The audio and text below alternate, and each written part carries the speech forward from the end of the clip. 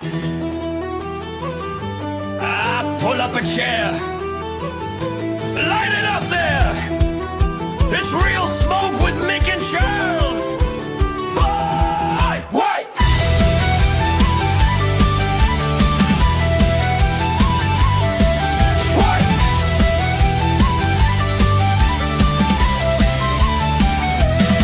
There's a roar from the bar and a cheer from the door. Two Egypts with mics wanna hear one story more.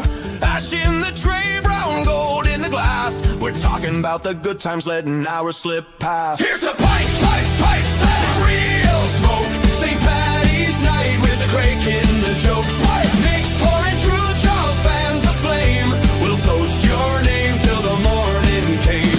Raise them high for the real smoke show, where the yarns run deep and the whiskey flows. Slice it to lads and the lives they stoke on the real smoke. There's a singer in the corner with a half-burned grin, an actor talking mischief, where do we begin? Blenders, bartenders, wild hearts and rogues, spilling secrets through the halo of slow-rolling smoke. Here's the pipes and real smoke. St. Patty's night with the crank in the jokes. Mix pouring true Charles fans the flame. We'll toast your name till the morning came. Raise them high for the real smoke show, where the yarns run deep and the whiskey flows. Explain to the lads and the life they stoke on the real smoke. This episode may contain strong language, weak opinions, bad advice, and men speaking confidently about things they only half understand. Statements made should not be considered factual, morally sound, especially if they are drinking. Viewer discretion is advised. Welcome to the Real Smoke Podcast with your hosts, Mick and Charles, the podcast that's all about real people, real cigars, and real smoke. Coming to you live from the Real Smoke Virtual Cigar Lounge, bringing you the best of cigars, whiskey, and all the good times in between. It's more than just a podcast, it's a community of cigar lovers. So grab your favorite smoke, pour a drink, and join us as we dive into all things cigars, whiskey, and just having a damn good time. This is the Real Smoke Podcast. What's up, everybody? Welcome to episode 70 of the Real Smoke Podcast. Guess what? We're back for a second round. I feel like I just saw you. Uh-oh, did he freeze? Is he frozen? Uh-oh, he's frozen. Oh no, he's starting off right. I don't know. Anyways, am I seriously? What's up, Mick? You was. What's up, Mick? Okay. Wow. You're okay. Happy Thursday, I think it is. Two shows this week. It's that other day that starts with a T that we're normally on, but it's actually the second show that we're doing. And it's not Women's Domination Month on this episode. I can explain that one in a minute. So, yeah, we'll get there. We'll talk about it later. So how you doing? It feels like it's been a minute. It's good. It's good. I was a little frazzled getting on here, and apparently I want to freeze up now. So we'll see how the show goes. It might be a long night, but man, I'm excited about tonight's guest. Even though it's in the middle of Women's Domination Month, we'll explain that to him too. I kind of did already, but yeah, we're super excited to have him on. When Michael Herklots says he could be on the show, you pick a fucking date and you go with it. So, oops, I dropped an F-bomb already too. My bad. So, anyway, that's almost how you actually described that we were doing a second episode. I think that's almost verbatim the text that I got. Ooh. Yeah, there it is. It's something like that. All right, before we kick things off, let's go ahead and say hi to the people over at Cigar Vault Oakdale. Hey everybody, it's Norm of the Cigar Vault Oakdale doing another episode of Don't Be That. I haven't talked to you forever, bro. All right, let's try that again. Hey everybody, it's Norm of the Cigar Vault Oakdale. What the hell is going on? It's crazy. I just don't understand it personally. Zach. What's up, dude? Inside voice. Oh, I'm not allowed to have a conversation on speakerphone in the cigar lounge? Highly frowned upon. Oh. You know, especially private conversations. So I should turn the volume down or put in earbuds and not have a conversation loudly on speakerphone. Got it. That usually would work. Hey, Miguel, I'll call you back. Right? Yeah, it usually would work pretty good. Hey, Zach. Yeah, I should just come over there. Why'd you hang up on me? Guys, yeah, a lot more. Yeah, just sit together. Sorry about that, man. Yeah, appreciate it, Zach. Thanks. What's up, dude? Don't be that guy. Just don't be that guy. just don't be that guy. Love it. I know it's satire. I know it's making jokes, but all the ones that he's done so far, we actually know that guy. And sometimes that guy does multiples of those. So, anyways, don't be that guy. So, there's always we got a question for you. Yeah, man. Anything new for the podcast that's come out in the last couple of days? I mean, we have a new sticker coming out. And, there's also something that you just showed me, but I don't know if it's actually out yet. So maybe you want to put We're not talking about that one. That's the only, no, I'm sorry, the wrong thing. We've been saying for a while that everybody needs to go to our link tree to try to find all the links. And, you know, there's multiple things that you have to do. Go to Instagram, find us, go to our link tree, and then figure out what you want. Well, we've got a new home for all that. We got the Real Smoke Pod page. Go check it out. It's a work in progress. It's going to have the cigar reviews that we do on there. It's going to have a way to get to all of our videos. It'll have a way to get to everything. So go check out realsmokepod.com. That's our new page. Again, it's 2 days old. It's actually less than 24 hours old. So I worked on it a couple hours today. I worked on it a couple hours yesterday. So every day I'll go in there and tinker with it a little bit more, but I'm going to try to start with the newest stuff and work backwards. I hope within a couple of months I will have all the reviews, which means Mick's going to have to send me his review book so I can go ahead and do that. So anyways, go check that out. Yeah. Let us know what you think about it. Give us suggestions on it and all that wonderful stuff. But you'll be able to find out all about what Mick's about to talk about next. We got merch. Did you know we got merch? I do. We've talked about that at least once, right? I think maybe once or 10 times, but yeah, we do have merch. All right. So tell us about the merch. So currently, if you go to our Instagram, like Charles said, and go to the link tree, you can find the Real Smoke merch. And we have so many, we have over 40 different designs on there. Retro, the Veterans Day, Ed Skeen, Waffle House, Call Me Poppy. There's so many good ones. The Fueled by Caffeine, Nicotine and Sarcasm. There's so many good ones there. And they're not that expensive. We don't really make anything off of it. It's just to get our name out there and maybe have you guys wear something cool that has our name on it. So that's about it. It's a fun way to throw our logos out there and do more than just stickers. So yeah, we enjoy it. You'll also be able to find a way to check out our Patreon. Hey, Mick, tell us about the Patreon. Yeah, our Patreon, for that low price right there per month, you get 15% off at the Cigar Vault. That's really all I should have to say on this ad, because really that's, if you buy a handful of cigars every month, you're going to make your money back easily, plus some. Sticker pack, shout out on IG, name on the show credits, members only. Discord, maybe. Oh, there it is. The Real Smoke Inner Circle. Double that price, still super cheap, like value meal price. You still get the 15% off everything we just talked about.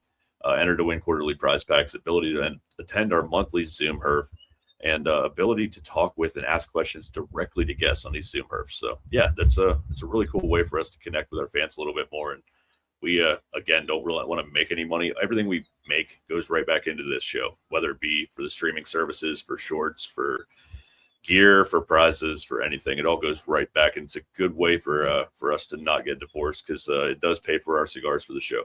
So there it is. And that's one thing that we like to pride ourselves on. We don't go begging brands for cigars. We ask them what they would like us to smoke, and if they know where we can get it, if we can't find it, and then we go purchase them ourselves. Yep. So anyways, let's go ahead and talk about this one right here. Go check out Smoke In Cigar of the Month Club. For that price right there, use code RSNEW. You will get 5 cigars each month. And if you use this code, you will get a Smoke In torch lighter and a perfect cutter. They've been so nice to work with us for the last 6 months or so. So go help them out. Go join the Smoke In Cigar of the Month Club. Also, let's talk about us ending or finishing up this year's Female Domination Month. This year, we kicked off the 2026 Female Domination Month with these awesome ladies right here. We kicked everything off a couple of weeks ago with Sarah Rodriguez with West Tampa Tobacco. Then we went with Amanda Bryant, somebody who is one of the leading ladies in moonshine. Last week this week, a couple days ago, we had Marianne Eves, the first female master distiller in the state of Kentucky since Prohibition. And then next week, we are going to end this year's Female Domination Month with Miss Karen Berger. So make sure you guys jump in, join us, get in the chats, ask questions, do all that wonderful stuff. That would probably be a good time to for me to quickly say, I mean, we'll talk to Michael about it too when he gets on, but he told me when I first reached out to him, he's like, yeah, man, I'd love to be on your show, but I'm really busy. Just stay on me till we get a date set.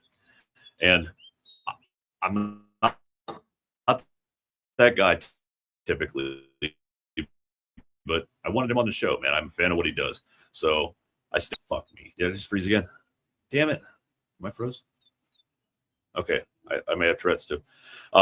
So I finally got a date from him, and I reached out to Charles. I'm like, set it in your calendar. We're doing this. And it was in the middle of Women's Month. So I apologize, but he finally gave us a date, so we did it. So here we are. Am I freezing? So here we are. I'm sorry. You keep looking. No, just keep going. Yeah. Just keep going. Just keep going. I'm just gonna You're fine. Go over here. Calm down. Sorry. Settle down. It's one of those days, man. Calm down. It's one of those days. I can tell. It's been one of those weeks for you. Yeah. It has. So anyways, let's go ahead and talk about the cigar that we are smoking tonight.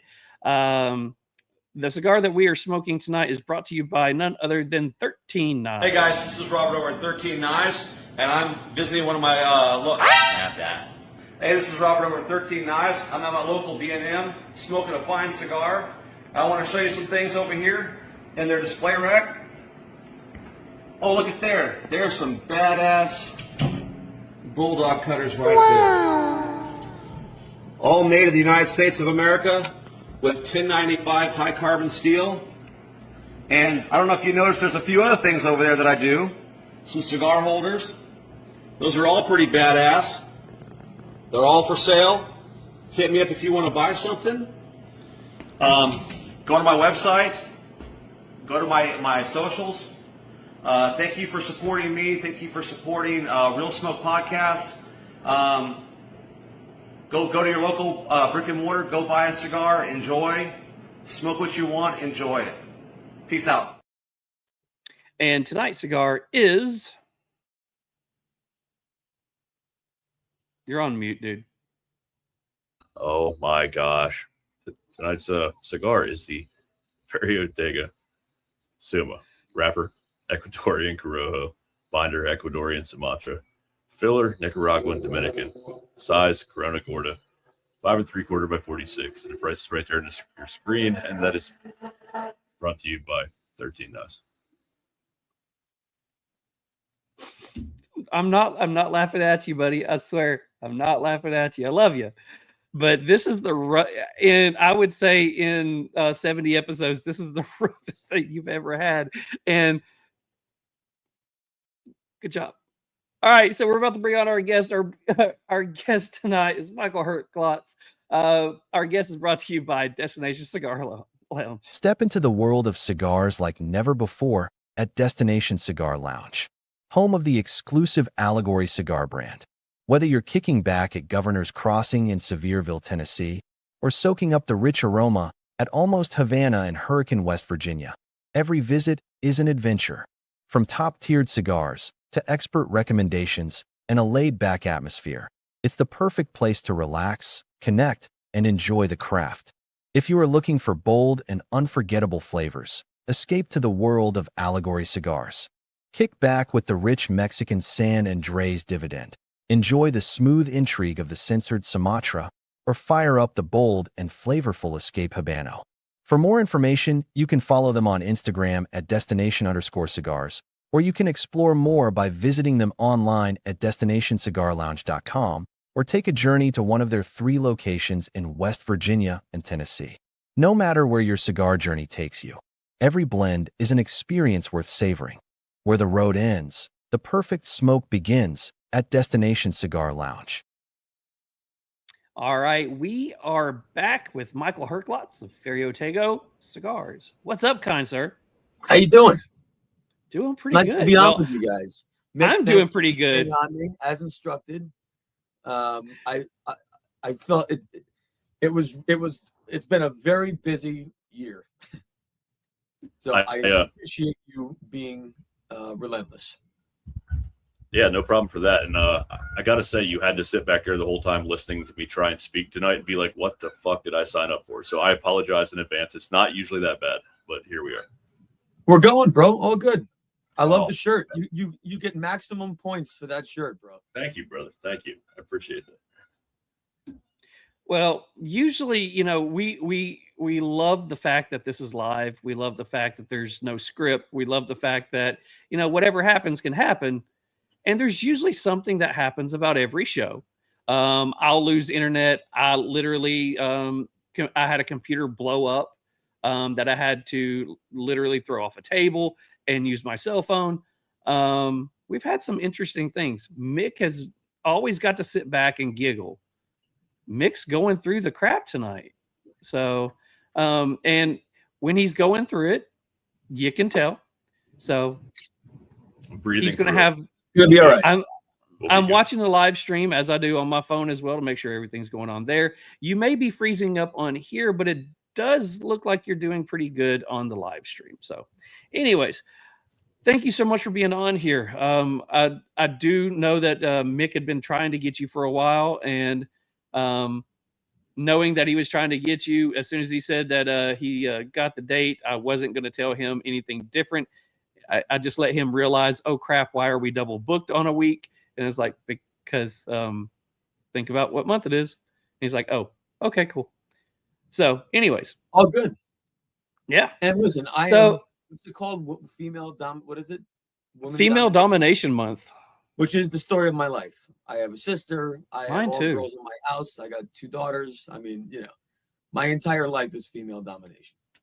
Yeah, I know we'll eventually get into your family like down the line a little bit, but the 2 daughters thing, man, that's something. Charles has 2 daughters. I have 2 daughters, so I knew that coming in. I was going to ask you about that as well. I think yours are awesome. Younger than ours, but we are all girl dads, and that Charles and I have been saying throughout this month. That's why we love doing the Female Domination Month with these leading ladies in the industry, because of how much they've been through to prove themselves and what have you. And that's what we try to instill in our daughters every day. So it's just an awesome thing. Yeah, very cool. So yeah, that's the kind of the reason, instead of doing like I know there's another podcast that's doing Women's History Month, and one's doing Appreciation Month. That's the reason we decided to do domination, is because we wanted to, as girl dads, we're pushing our girls to go out there and dominate the field that they're in. So love it. Awesome. So we like to take things back. As always, people has watched the show. If you've ever seen any of them that we've had on here, we like to go back. We like to learn about who you were, what made you, what got you, what drove you into what you do now. And we all know that it always starts when we were younger. You know, we had passions for other things. Where did you grow up? What was you like as a child? Oh man, we're going all the way back. Well, it all starts in 1980, boys. And I grew up. All my childhood was in my dad's hometown in Northeast Connecticut, a town called Killingly, in the smaller borough called Danielson. But great, beautiful, kind of classic New England small town. My town was famously like textile mills. So, you know, by the 80s, a lot of that had kind of wrapped up. So it was a kind of a distressed town to some degree, but beautiful. You know, it's not the New York City corner of Connecticut with Martha Stewart and, you know, mansions. It's the opposite corner and with the opposite economics, but still beautiful, wonderful place. So I was there. I think we moved there when we were 3. I said I have a twin sister, so I always talk in plural, so I'm not getting cute with anyway. So we moved there when we were 3, and was there through high school.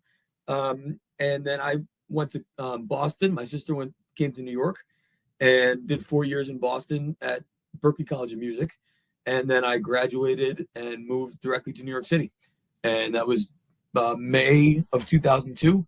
and I lived in the city until Christmas of 17, which by then married, 2 kids, and it was time to get a driveway and some real space. So out to the burbs we came, and I've been in New Jersey since. Okay. So as Charles likes to say, let's cartwheel backwards a little bit. He's used that a few times, and I like it. So I know there's obviously a lot of music in your background, and that was kind of like your first love. Tell us about that. Did that happen in elementary school, high school? Like, when did that happen, and where did you? Yeah, we got to pick an instrument. So I was always, my sister and I both, very musically and artistically inclined. I think we both got blessed with some natural gift musically. We both loved to sing. We would always perform all the time. Community plays. My dad was a pediatrician, and when we first moved to town, his office was right in our house, and so we would constantly entertain in the waiting room and put on shows. I mean, we were also sick till we were like 9, but that's all right. But so it's always been part of our DNA. And 5th grade, we got to pick an instrument, so I picked drums, and I just loved it. I had some natural ability. I mean, I think maybe just rhythmically and coordination, but I really, really loved it. And singing was one of those things that I didn't work on, and I was very lucky to be able to sing pretty well. Drums was definitely something that I had to work on, and so I think I appreciated it more because it was really something that I had to practice and had to work on to get better.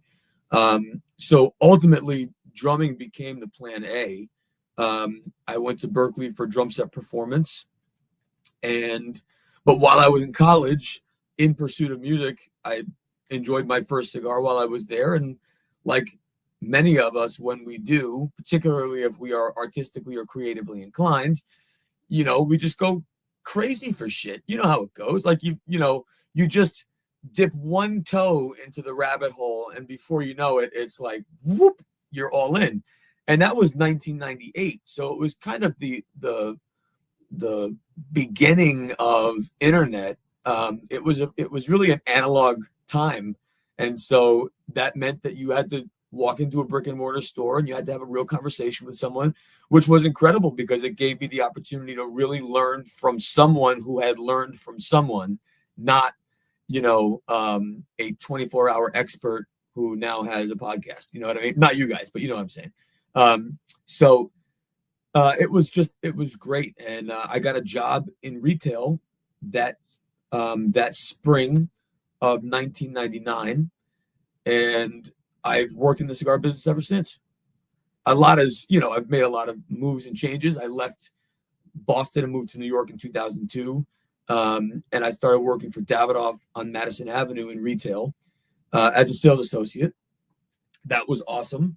Then after 4 years or so, 2, 3, 4, 5, 6, about 4 years as a sales associate, I moved to the West Side. They bought a second store and they moved me there as GM. So that was quite a hell of an opportunity. And then 2008, my boss at Madison Avenue left, and so they created a new gig, and I ran both stores until 2011, and then I got recruited by Nat Sherman in 2011, where I stayed through the family's sale in 2017, and then through pandemic, when ultimately Altria, who had purchased Nat Sherman, decided to close the business. So it's been a while. This is year 27. I'm a drummer, not a math major. I think that's 27, right? 99 to, I don't know. Someone can do that in the comments. I only count to 4 and then I start over again. There you go. So you said you started drumming when you were younger and when you were in school, and it took you into college. Did you get into any bands, or was you just doing stuff in school? What was? No, I played a lot. What was the style of music that you were really into that you were playing? Yeah, most of my study was jazz, big band, small band, but jazz was undoubtedly first choice.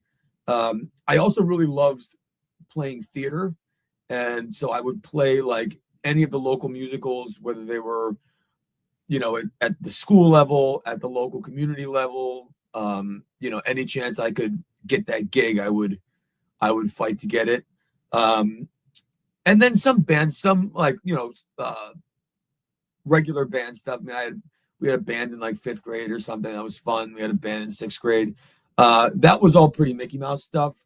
When I got to college, though, that was much more serious. I had my own quartet that I played with a lot. I played with other bands. I worked with a lot of songwriters. I recorded as much as possible, toured whenever I could. So it was certainly much more serious when it got more serious, which was college.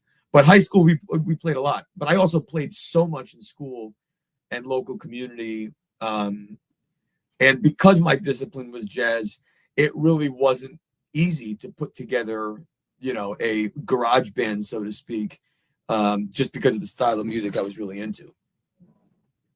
Yeah, I've always been a fan of jazz, and my cousin married a guy that's like a professor of music down in New Orleans, and he's like his specialty is also jazz, and he's a good dude, man. He's definitely taken me down some rabbit holes with some jazz stuff. So it's such a cool, with all the rooted history, man, that goes along with it. He's definitely taught me a lot every time we've hung out with him. But I find so much correlation between the jazz world and the cigar world, not just from a consumption standpoint. I think there's a lot of similarities, but even from a creative standpoint and a production standpoint and a comprehension standpoint, I think they really do share a lot of similarities. So it's the perfect combo. Absolutely. So in the music part of it, that seemed to between your music and acting or in stage, it seems like music has taken you the furthest. What were some of the best memories that you have in college playing music? Man, I've never worked harder in my life than I did the 4 years in college. It was so outrageously cutthroat and real, that, from the favoritism to the nepotism to the, there's only one seat. No one's looking for 3 drummers. They just need 1 drummer. They might need 3 horn players, or 3 this, or 3 that. There's 1 drummer. And so, no matter how hard you worked and no matter what you did to try and like get that audition, sometimes the seat was already full. And even though that wasn't fair, like, tough shit, that's life. And so I had a lot of frustration in college because I, as a, white kid from Northeast Connecticut, I was not exactly the star favorite of jazz drummers. So it took a lot of hard work and a lot of really kind of thinking outside of the box and doing things differently. Interestingly, I was also able to kind of piggyback cigars and music. Even then, I would, because all the gigs were booked, I would look to try and find new venues that would add music. And a lot of times I would do that while also bringing along my cigar, which was then very new, but still some cigar experience. And so I would pitch these places, we're going to put in a cabinet humidor. I'm going to supply your cigars. We'll put together a cigar program, and my quartet will play, 1 night a week, and it'll be jazz and cigars and this. And it was awesome. So a couple of those gigs were just really meaningful that we held them for so long. I also played in a wedding band on Nantucket. That was pretty wild. I've said it in another. I bet that was a party, man. That had to be a party, bro. It was crazy. We would. I spent one weekend. I'm sorry. I spent one weekend on Nantucket, and actually it was about a week for work, but it turned into a crazy time I barely remember. It was insane, but neither here nor there. It was insane. We kept all the equipment on the island. I would drive from Boston to the Cape every Friday, or sometimes Thursdays, and then we'd fly in a little Cessna over. all the equipment was there. And, you know, we had some weekends, it was 5 gigs in a weekend where we would set up the second wedding first, then we'll set up the first wedding, play the first wedding, then half the band would go to the second wedding for like the cocktail hour while the rest of the band took down. We had a couple of crew. It was nuts, man. So that was great. And it was great because it wasn't so much the, you know, there's a lot of like performative bullshit in life, right? Like the big gigs, the big clubs, the things that everyone has FOMO for because they can't get the seat and they already, but they also pay the least. You know, it's all bragging and no revenue. You know what I mean?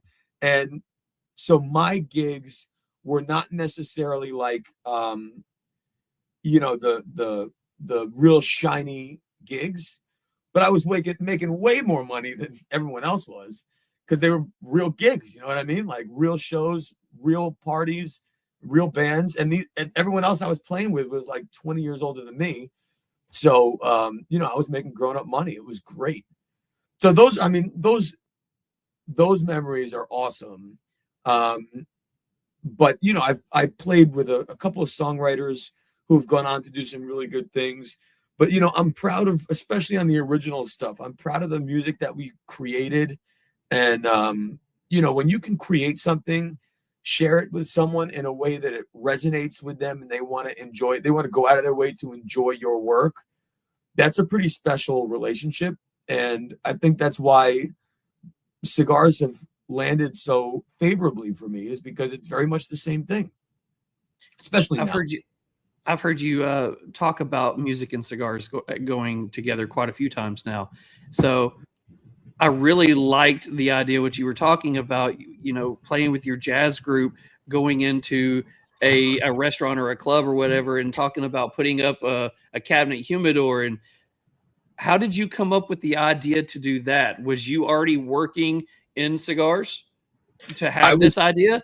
Or, I mean, yeah, I started in the spring of '99. So it was my second semester in college. I started retail and I stayed through summers because I wanted to graduate early. So I moved off campus and worked through summer. But yeah, I was scrappy, you know, like I just wanted to sell as many cigars as possible so I didn't lose my job, you know, like it was just that simple. And so like to me, and it was the 90s, you could smoke in a lot of places. So if there was a, you know, it made no sense to me if you walked into Capitol Grill and you could smoke a cigar there, why couldn't you buy a cigar there? And so then Capitol Grill started selling cigars. Then I went down the block to Abe and Louie's and said, well, you know, Capitol Grill sells cigars and you can smoke there, you can smoke here, but you can't buy here. So then we put one on Abe and Louie's and I went across the street and we, you know, just hammered out the whole Back Bay, bro. That's so before awesome. before we get too far removed from it, you mentioned you had your first cigar in college, I believe. Do you remember what it was or what the event was for? Yeah, we randomly took a walk through the Back Bay neighborhood of Boston every night. We happened to walk by a cigar bar, me and one of my roommates.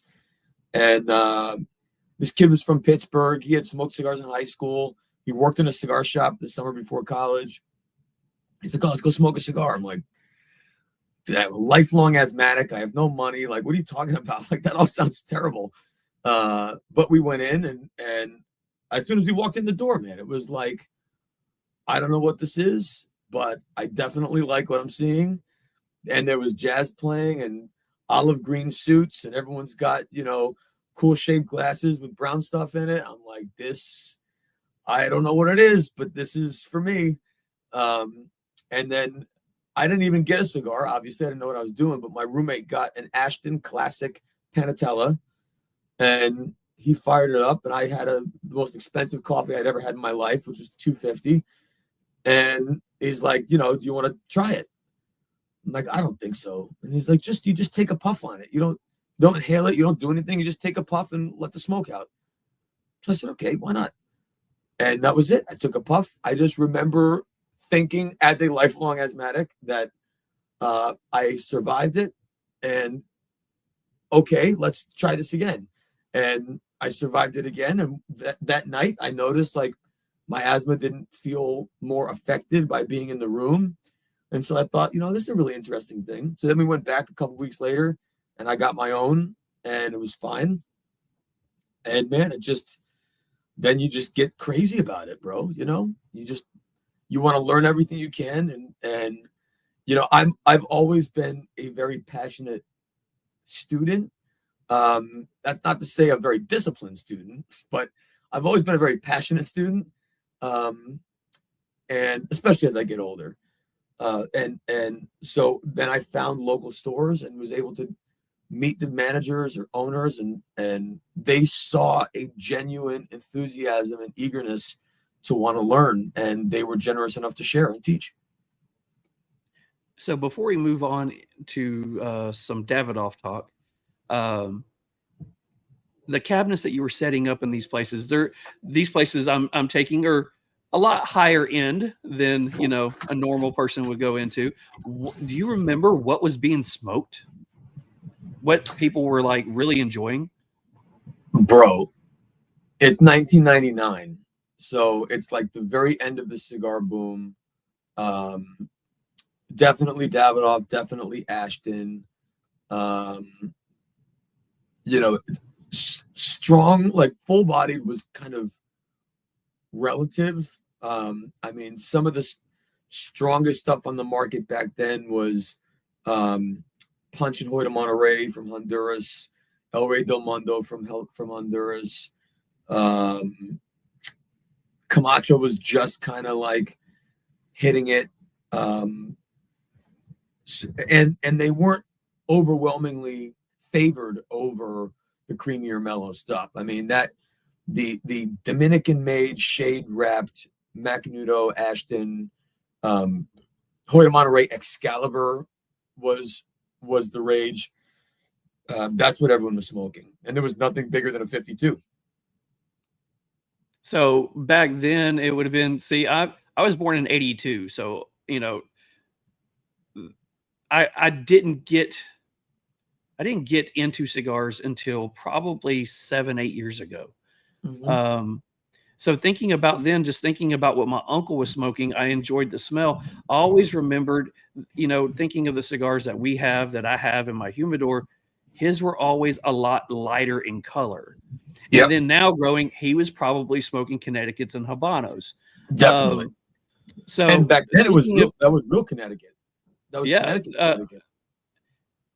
I would guess the cigar trend for then was more what we would consider mild to medium at most, because now everybody seems to want the strongest head blowing cigar that is out there, and I think that's evolving. I think so. That's evolving.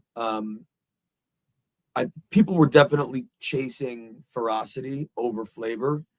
I think people have migrated away from that philosophy a bit, because they're just getting blown out. But every industry did it. Every beer was pushing ABV. Wine was pushing 16%. Everything was cast strength that was brown. And cigar wise, it was just like, how much Ligero can I put in here before someone, drops dead of a heart attack? But at least I'm seeing it, and maybe I'm seeing it because it's also the style that I make, and so I'm seeing it resonate because of our work. But when people smoke our cigars, and they immediately notice body and texture and flavor, and it tends to be such a light bulb moment for customers, particularly those who tend to favor bigger, stronger stuff, because like lighting up this Suma, it feels big, but it doesn't behave big. The body is big. It's mouth-fillingly full. It's actually fuller bodied than cigars that are significantly stronger, because those strong, face-melting, heart-throbbing cigars must overuse top of the plant leaves. And the consequence of that is poor combustion. And so oftentimes the strongest cigars are actually thin in body, they're not putting out a lot of smoke. Whereas something like this, because of the way it's balanced from a leaf location standpoint, textural standpoint, we're using more center of the plant for combustion, which creates body to be the vehicle that delivers the intensity and richness of the upper leaves. So I think things are moving to a more elegant, sophisticated palette again.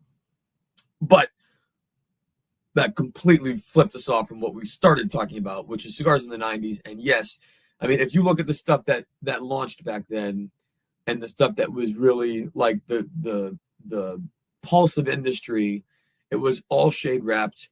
They were made in Dominican, stuff was made in Jamaica, was made in the Canary Islands, and those were all not just shade wrapped, but they were also lower priming. And if we really get our cigar dork hat on for a minute, the what really helps set intensity and richness is curing before fermentation. And curing is when you're taking the green leaf and eventually drying it. And today we're familiar with curing barns that we see in videos that are these big, enormous barns with all the leaves strung either one by one on the pole and being lifted up. That's usually for wrapper, or sometimes they're still hung from point to point. That could be used for filler, but they're in there for weeks. And sometimes you add heat and sometimes you add air, and you do all this to stretch that curing process. And curing is basically drying. And once the leaf is dry, the color is fixed. And to a large extent, so is the intensity of flavor. But now that we've migrated to this Cuban style of curing with the larger barns and more control of the environment within it, tobaccos are able to be richer and darker and denser in a way that they couldn't when we just cured in open air, tents, for lack of a better description, where it was just a thatched roof and the leaves are exposed to the air 24/7. Those leaves were dried very early, in an early stage, before they had the opportunity to really mature and develop intensity and character. So a lot of things have shifted to cause flavors to kind of move in that direction. See, I think you hit, my and Mick's wheelhouse, because when you talked about getting your nerd hat on, that's when we go in deep, because we enjoy the learning process. Whether it's, we had a master distiller on earlier this week, and she was going into some of the processes and things like that. So it's fun hearing that. And I go back to what you were saying earlier, talking about, your cigars. My profile is full bodied, medium plus strength. I don't want something that's going to make me sick. I want something that I'm going to taste and enjoy. And I want something that sends me on a roller coaster of flavor notes. I don't want something that's you also want to smoke another one. Yeah. And some of these cigars, definitely you get done with it and you're beat, bro.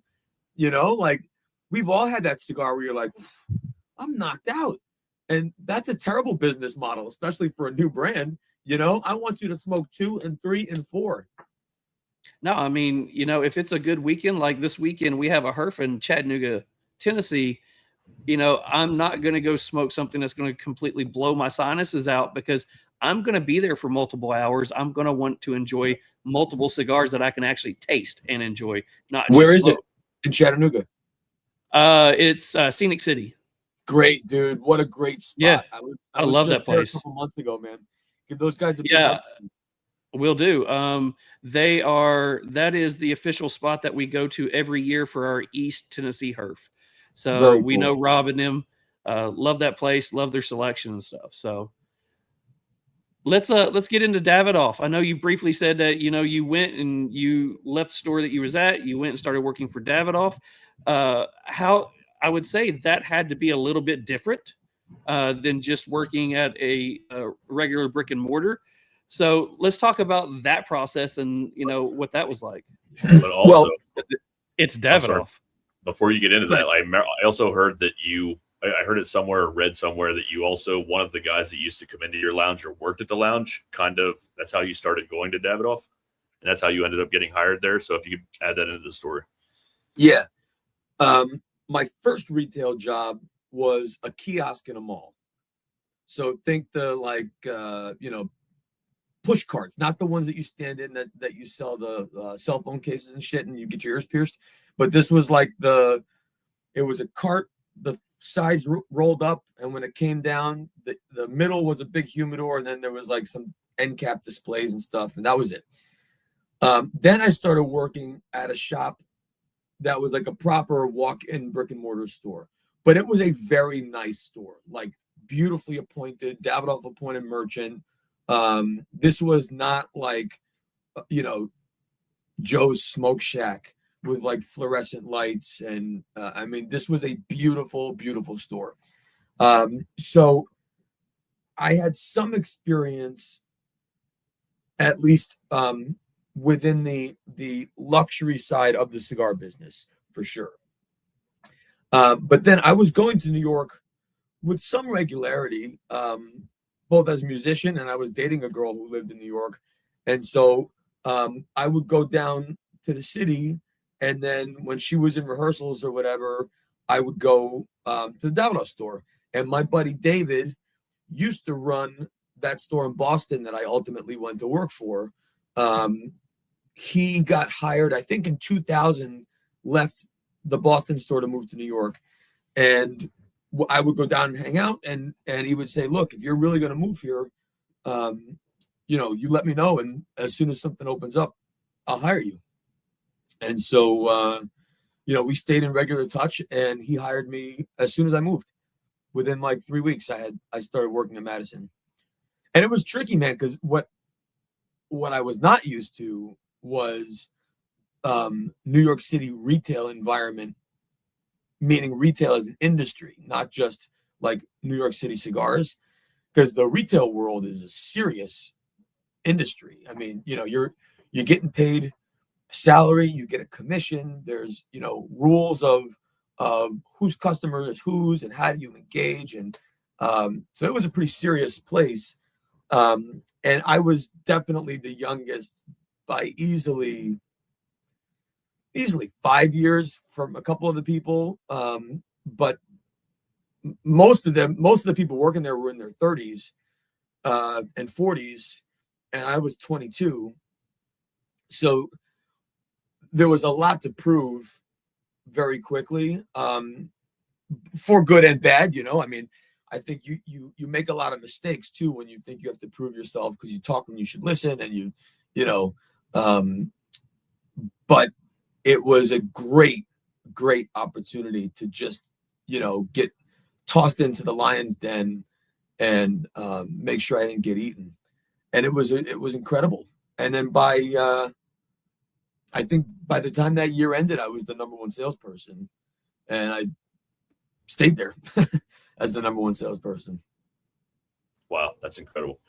Yeah, especially at that age, man. I agree. You always work harder and try to learn more when you're in that situation where you feel like the underdog in a situation. But tell us a little bit about that scene. Like when you went there, obviously it was a little bit more expectation because of the being a higher maybe cost of or a higher, higher clientele. There had to be super, like, I don't know, different crowd. Totally, bro. I mean, it's, anyone that you can think of shopped there. Any celebrity, any politician, any, Wall Street, the 100% music industry, they all shopped at the Davidoff store. And so, that was very cool, but it was also, it became so normal. Sorry, I thought I just kicked my plug out. It became so normal that it also, to some extent, demystified celebrity, which was great, because then you really just, everyone's a customer and you just do the best you can do. But the flip side of that is, because it was Davidoff, and we were all, suited and booted every day, and there was also this air that it wasn't for everybody. that you had to be dressed up to go. You had to be wealthy to go. And that was very much not what I believed to be the core mission of Davidoff. I certainly don't think that was Zeno's philosophy. And so I worked Wednesday to Sunday. I had Monday and Tuesday off. And so that Saturday and Sunday was really golden opportunity to get new people in and to give them an experience that was the most elevated experience they'd ever had, but also make it accessible and comfortable for them. And so that really became my North Star. And I think it's what made me so successful, is being able to connect with these people and have create an experience for them around something they already loved, but in a way that they had never experienced, being luxury, being service oriented. And I mean, so much so that when they would come in during the week and then they'd be leaving on the weekend, they'd stay my customers. I would ship cigars home to them. I'd call them, I'd email them. We got this in, we got that in. How did you like your restaurant last night? Really established a very enduring relationship with those folks that they didn't have in their local shop. And that really not only became my philosophy there, but it's certainly one that I carried with me through my time at Davidoff. Once I became responsible for the stores, is really training and teaching that piece of the service. And then when I joined Nat Sherman, you could ask anyone who shopped at Nat Sherman or heard about anyone who shopped at Nat Sherman, and they will tell you that it was the greatest store on the planet. And that's because of a lot of what I learned and practiced and developed at Davidoff. We were then able to really institutionalize at Nat Sherman and train on it in a way that just made it our cycle of service for everyone. And that's one of those things that if you don't stick to it, it's very easy to kind of drift away and fall back to old habits. But I'm a big believer. Look, man, it's no different than playing drums or being in a play. When you are in sight of a customer, you're on stage, and the customer is your audience. And even the customers walking by on the sidewalk, if you're visible, you're on stage. And so you better be in character all the time. Even in an empty shop, your coworkers are also your audience. And so, if you need to drink a coffee, smoke a cigarette, and make a phone call, Mickey doesn't take his helmet off in the Magic Kingdom. Mickey goes backstage, and then the mouse head comes off and he can rip a cigarette, have a coffee, and call his girlfriend, right? But when you are visible in the Magic Kingdom, that's where the magic happens. And I believe the same principles exist for retail, particularly in cigar business, and especially now when there really is no reason to walk into a store to buy anything anywhere at any time. You have to give more, and so we did. And it was just awesome, man. It was awesome. So that you hearing all this, I've got multiple questions, but it was funny listening to you talk about Mickey. Mickey doesn't take his head off and see him smoking a cigarette out there. In the industry that I'm in, it's a lot of teaching, a lot of performative stuff. And we have a thing in our industry that as soon as the first person walks in, you be Disney. You are in the character that you're supposed to be in, no matter whose eyes are on you. You've got to smile, you're welcoming, you be Disney. And the reason, it said that is because of what you just said. There's not a time that an employee at Disney is on grounds that they're not Disney. And it's important to be performing in front of your coworkers because it also encourages them to stay in character also. Well, and it's the same thing, like good attitude breeds good attitude. But nothing is worse for a customer than to see the moment when the switch is flipped on. Like, you shouldn't see that. You know what I mean? No different than if you walk into a restaurant and you're one of the first tables. The last thing you want to see are the 4 waiters on their phones, you know, sitting down. And then when you walk in, they're like, stand up and move. Like, you've already ruined the moment. You need to be anticipating that you're open for business and a customer could walk in every time. So you said when you was working at Davidoff, every day, every person was suited and booted. So talking to people that I know that's in the industry, when we talked that we were trying to get you on, and when we told them, hey, we got you on, the most common thing that I've heard, and you've heard it before, is that you were the most well-dressed person in cigars. So from the time at Davidoff where you had to be suited and booted, is that where you got the style, or was that a style that you were coming up with? And I guess the pride in the way you look before that, while you were in college or growing up, because, you know, it's whether you like it or not, that's one of your signatures is you are dressed to the nines at all times. I mean, Yeah, you pretty. at the moment, obviously, maybe not so much, but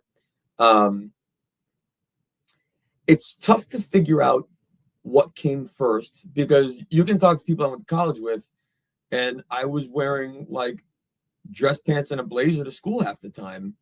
But that's not because I was like that guy that dressed up for school. It's because I had to go to work after. Like, I left my house at, 8 o'clock in the morning, and I wouldn't get home until 2 a.m. And so, like, I had to be dressed for my day from the moment I left. Like, my life in college was so insane because all I did was go to school and then go to work and then practice and then rehearse and then practice and then go home. And so it was like I had to be dressed, but I guess that's because of going to work at the cigar place. I wanted to be dressed. I mean, there wasn't a dress code in the Boston cigar thing, but it felt appropriate to be a little more dressed. So I don't know, if I had never gotten in the cigar business, maybe I would not have adopted the style I did, but it definitely evolved once I got to New York.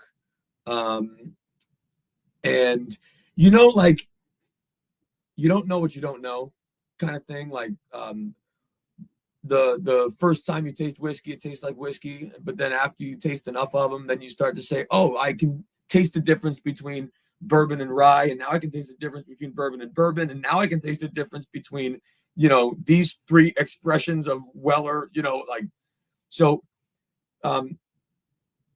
clothing is very much the same thing. And so there was a style, and fortunately for me, the kind of jazz musician aesthetic is also very much the fancy cigar shop aesthetic, so that was helpful. But what you don't know that you don't know are fit and proportions and lengths of things, and just all these little details that are probably meaningless to most people, and were definitely meaningless to me until someone finally took the time to teach me. And then it was like, oh, now I see things different. And the other thing that evolved is is my exuberance through fashion. When I started at Davidoff, I didn't have any money. I went to a Brooks Brothers outlet, and I bought a navy suit and a charcoal suit at the outlet mall. And that's also why I switched my schedule to Wednesday to Sunday, because suits were during the week, and then it was like a little more casual weekends. And so I could at least like rotate my 2 suits on 3 days and then not like blow it out. But fast forward, those early 2000s, on the menswear side, things were very inspired by Italy and classic London. So tie knots were getting bigger. There were lots of colors, lots of patterns. And in 2003, are you familiar with the brand One Off? with the peace sign cigar brand. Yes. Dion owns it now from Illusione, but it was originally created by an Italian guy named Andrea Molinari right around then, 2001, 2000, originally in Italy, but he brought it. Actually, we carried it in Boston, and then we had it in New York. And I just became a huge fan of this brand. And eventually, I was selling more one-off personally than any shop. Never mind what we were selling in the shop, but what I was selling was more than any shop. And so the owner of this company, this guy Andrea, called me and said, hey, we're going to get a bunch of retailers together from Italy in Milan. And we were wondering if you would come and talk to the Italian retailers on how you sell this cigar so well in New York. So I'm like, great, 23-year-old me, free ticket to Milan. And when I went to Milan, just sitting in that like area by the Duomo and being outside, I started to see things that I had never seen, like just as far as fit, as far as colors, like just the sort of thoughtfulness with how men dressed completely changed my life. And I just came back a completely different person. And I couldn't afford to completely redo my wardrobe. But I definitely like started incorporating more color. And then as I established better relationships in New York, then I really got set up with some amazing relationships that afforded me some pretty serious duds at not serious prices. But I also, when I say exuberance, like I didn't own a solid item. Every item I owned was patterned in some way or another. I didn't own white and I didn't own solids. It was all patterns and stripes and paisleys and polka dots. And I would put it all together all the time. And in hindsight, I realized how ridiculous it looked. But part of it was because as a 22-year-old kid, there was no way for me to be memorable. And in fact, I was forgettable. And people were inclined to go work with someone else just because I was a 23-year-old, kid. But once I started dressing, not just up, but loudly, it became so provocative that it captured people's attention. And that made sure that I was always remembered everywhere I went. Because if I came back to an event or I did another thing in another place, someone would be like, oh, I met you at this place or this place or this place, because they remembered that I was the guy with the red pants and the purple paisley jacket and now fast forward, what I realized is there became a point of diminishing return. And it really happened once I got to Nat Sherman, where for now, the better part of a decade, everyone knew me as the guy with the red pants or the guy with the crazy suits. But that's kind of where it stopped. They knew I was a Davidoff guy. They knew I was young. They knew I had, a pretty serious job, and they knew I dressed like I dressed. But no one actually knew me. And so a lot of my thinking shifted when I got to Nat Sherman. Obviously now I wasn't 23. I was 33. I was married. I was about to have a kid. Like all of that thinking kind of evolved. And so then it became, I still want to be remembered and recognized for dressing nicely and dressing well, but I don't want you to remember what I wore. Now I want you to get past what I'm wearing to get to know me as a person, because I have a lot to say. And so that has evolved in the last, 10 to 15 years. But regardless of what I'm wearing, I still care a lot about the fit and the pieces and the stuff. I just want it to be a little more anonymous than it used to be. So before we jump into Nat Sherman, I do have a couple other questions. One, I'm not going to let you throw anybody under the bus. I would never ask you to do that. So I'm not going to ask you who was the biggest dick that you met celebrity-wise at Davidoff. But if you go into somebody that you would have never thought would have been as awesome or amazing that came through the door, whether it was in TV, film, music, or whatever, what is the one person that came through the door and you were like, wow, that just happened? That was really good. I don't even mind saying the dick. Okay. John McEnroe was not nice. That tennis guy, like really not nice. Makes sense. In a shocking way. But it was also fun because he was pissed off because we were having a private dinner in the shop and he wanted to come in and he was with oh my God, I'm blanking on his name. An actor. Movie and TV, I can't remember. So he had come in first, the movie actor guy, and I said, I'm really sorry, we're having a private event. And he's like, oh, no problem. I'm supposed to meet John McEnroe here. And I'm like, oh, well, he's not here either, but it's a private event anyway. And he's like, all right, no problem. So I forget the actor, but he was cool. And then like 5 minutes later, the actor came back with this McEnroe guy. And, everyone in the dinner, it was a packed dinner.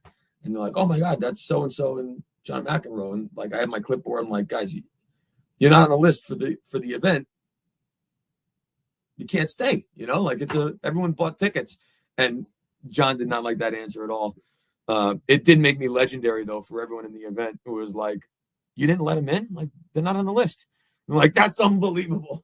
So, if you're not on the list, you're not on the list. But he wasn't nice. So, no, maybe he's nice now, but he wasn't nice then. That's really the only one. I can tell you everyone else.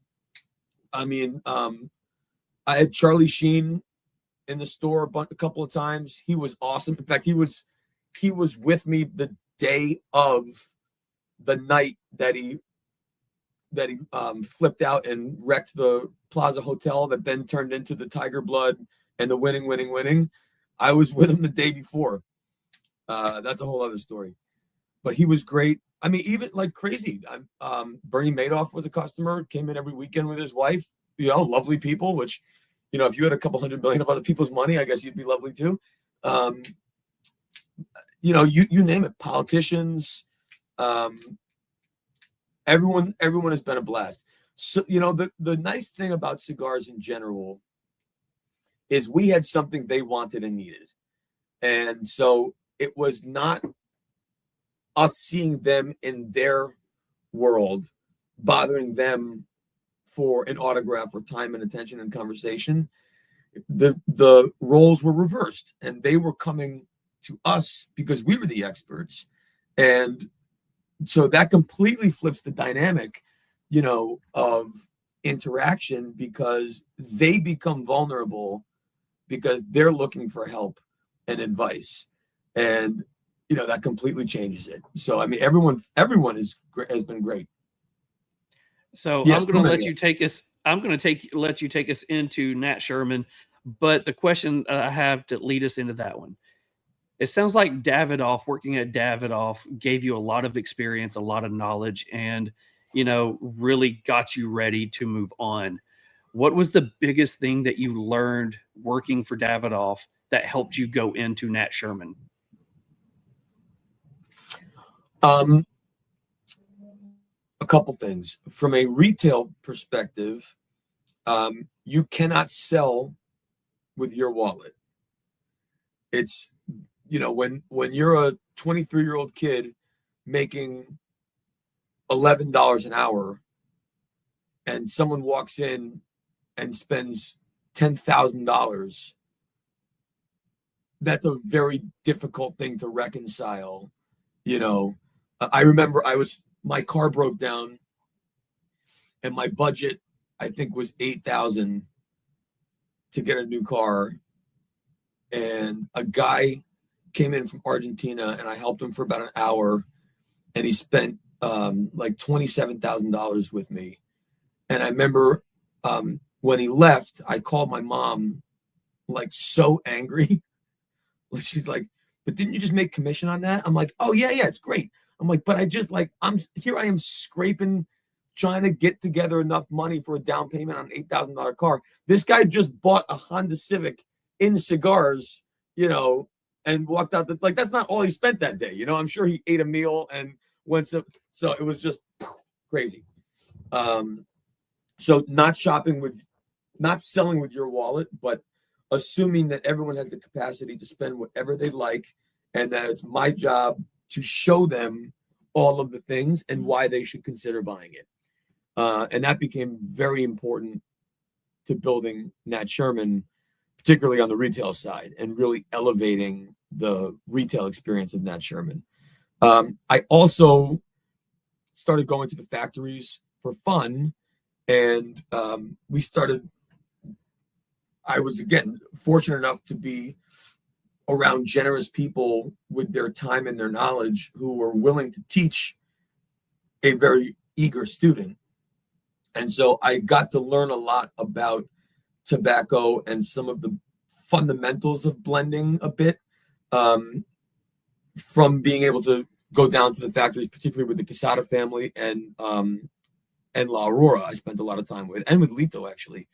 And then, of course, learning with Henke Kellner and Eladio at Davidoff. So by the time I got to Nat Sherman, where my role was going to be also creating blends and revamping the brands and starting that whole thing over, I had some real fundamental knowledge of at least how to start that process. I learned a hell of a lot more in the next 9 years to follow, but I had some of that underlying. And then I did a lot of events. Like I surrounded myself with hospitality people and wine people very early in my Davidoff career. And so having the restaurant and service relationships also created service inspiration. And so it allowed me to think about retail in a very different way that was much closer to hot food hot, cold food cold, get the order right and be efficient. And also to make sure that you create repeatable, memorable, and identifiable things within your cycle of service that people can look forward to, people can repeat it, people can hear about it and then experience it for themselves, so that you can continue to meet and exceed expectations in such a basic environment like retail. That was something that I practiced at Davidoff, that we perfected at Nat Sherman, but that came from really much more hospitality and service industry that I was exposed to during my Davidoff time. So going into Nat Sherman, a lot of new smokers probably have never heard the name Nat Sherman. And I heard you say it on a podcast before a year ago that you asked the person on the podcast, hey, have you ever heard of Nat Sherman? And the guy was like, no, I never have. So let's go into you going into Nat Sherman and kind of like tell everybody what Nat Sherman is.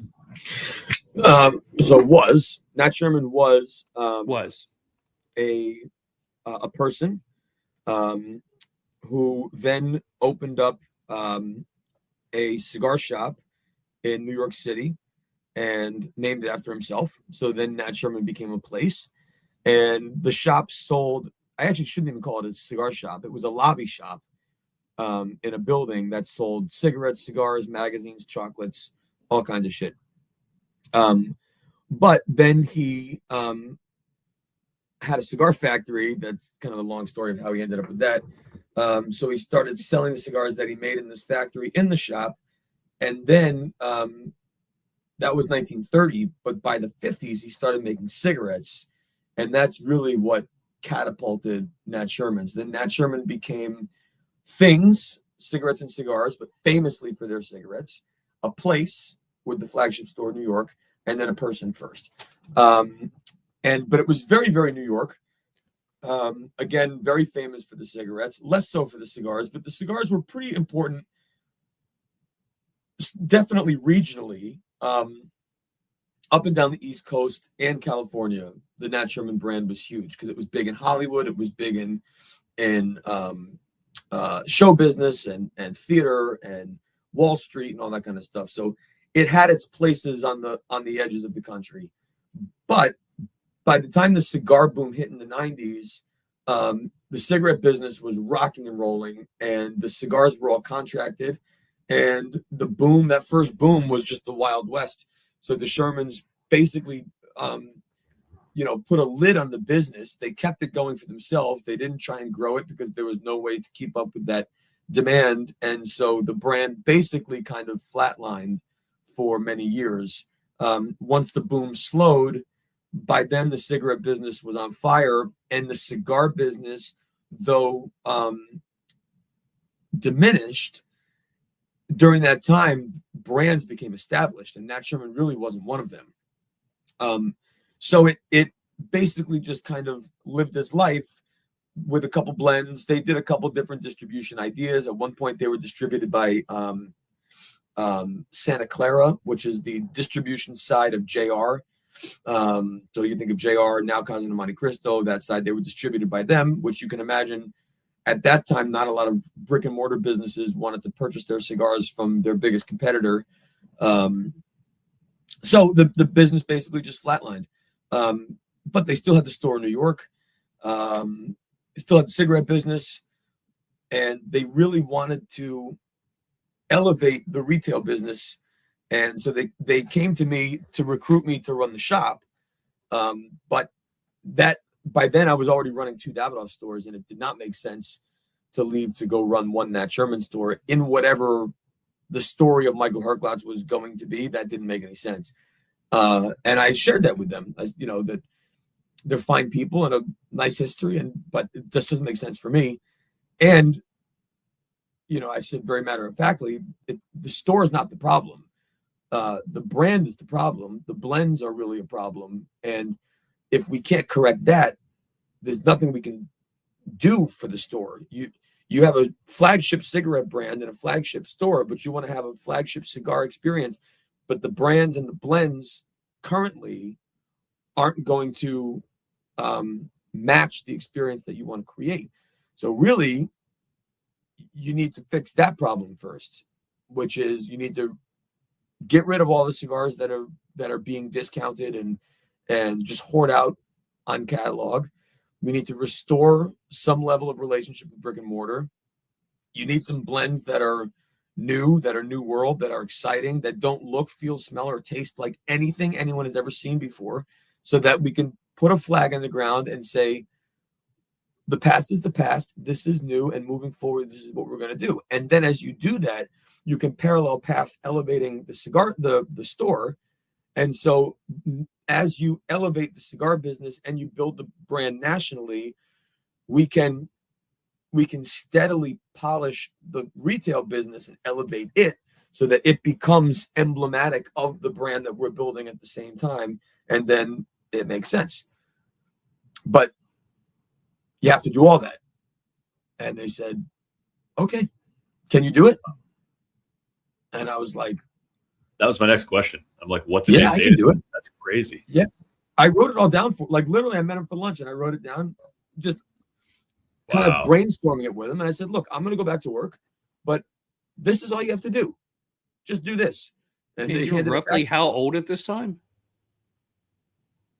I was 30.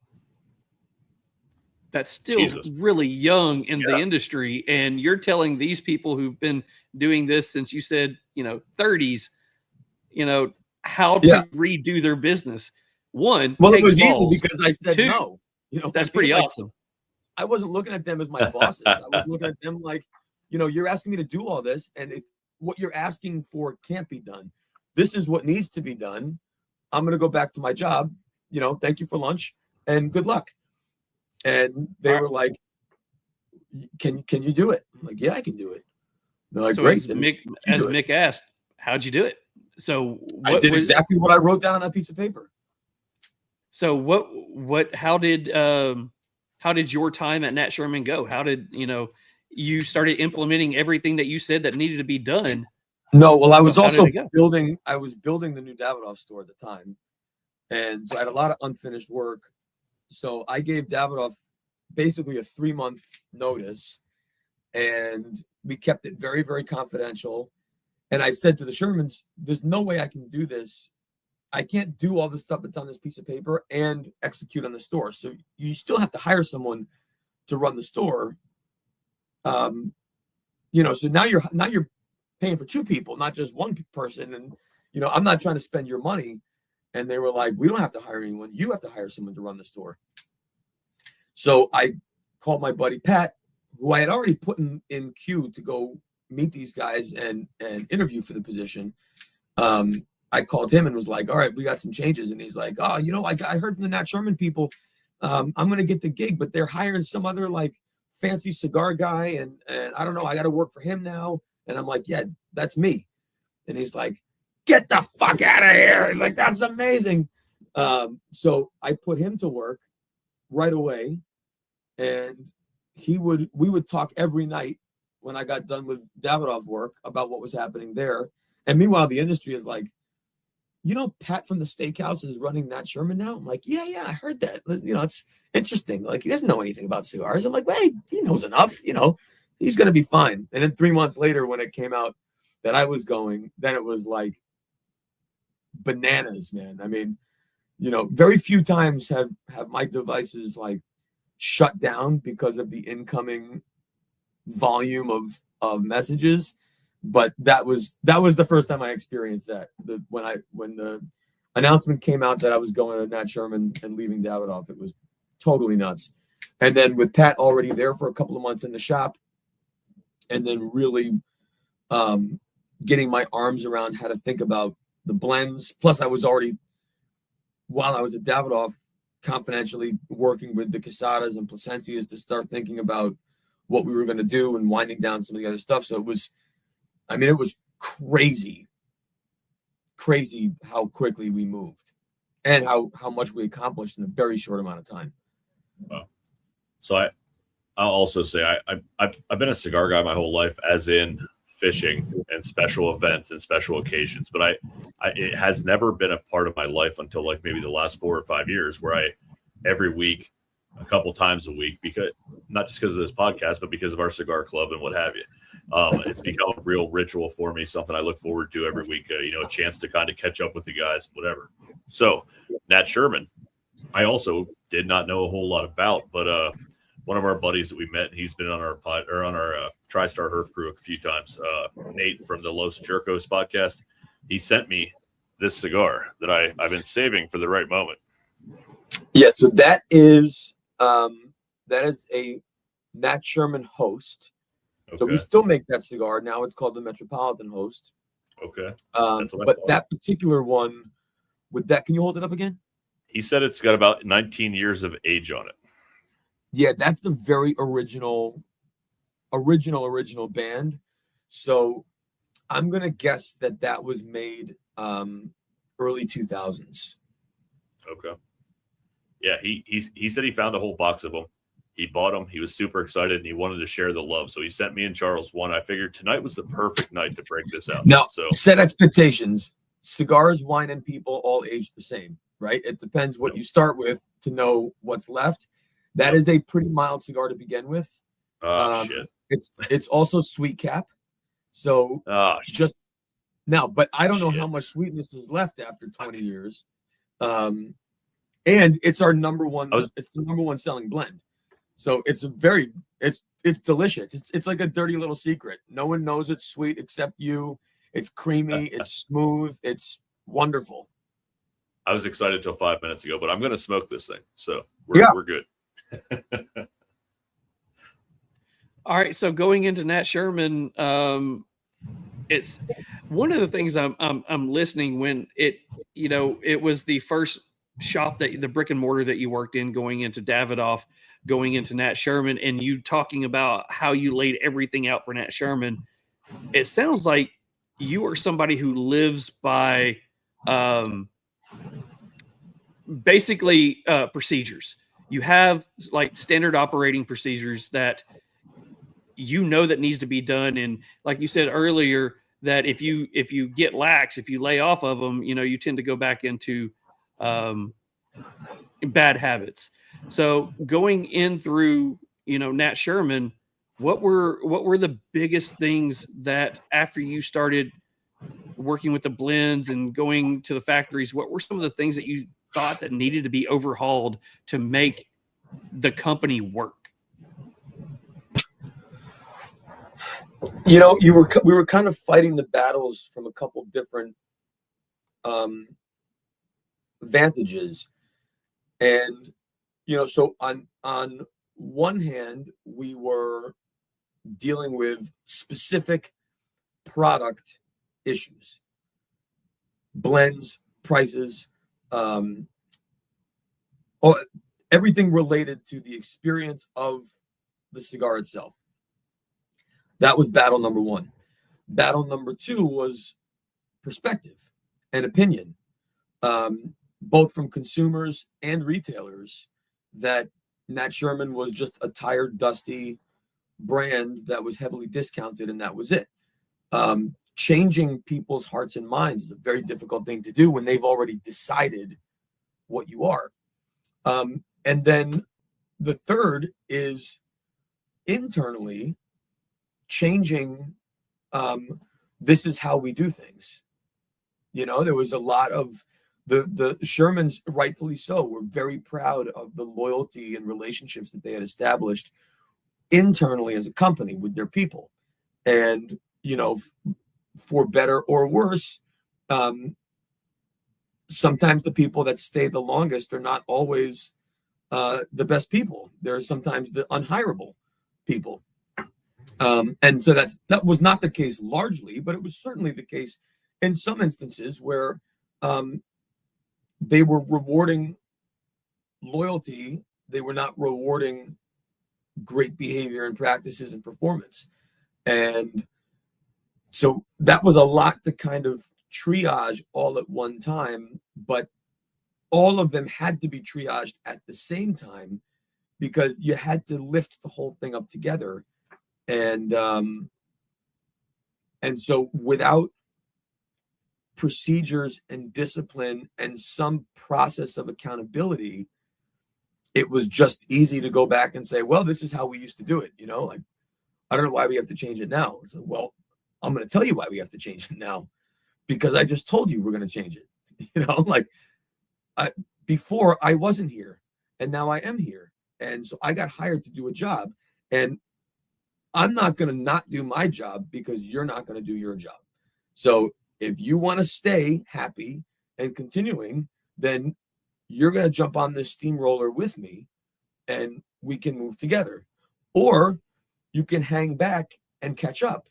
But what you can't do is stand in front of it, because you're going to be part of the pavement, And I mean, the Shermans, again, to their credit, they were unbelievably supportive.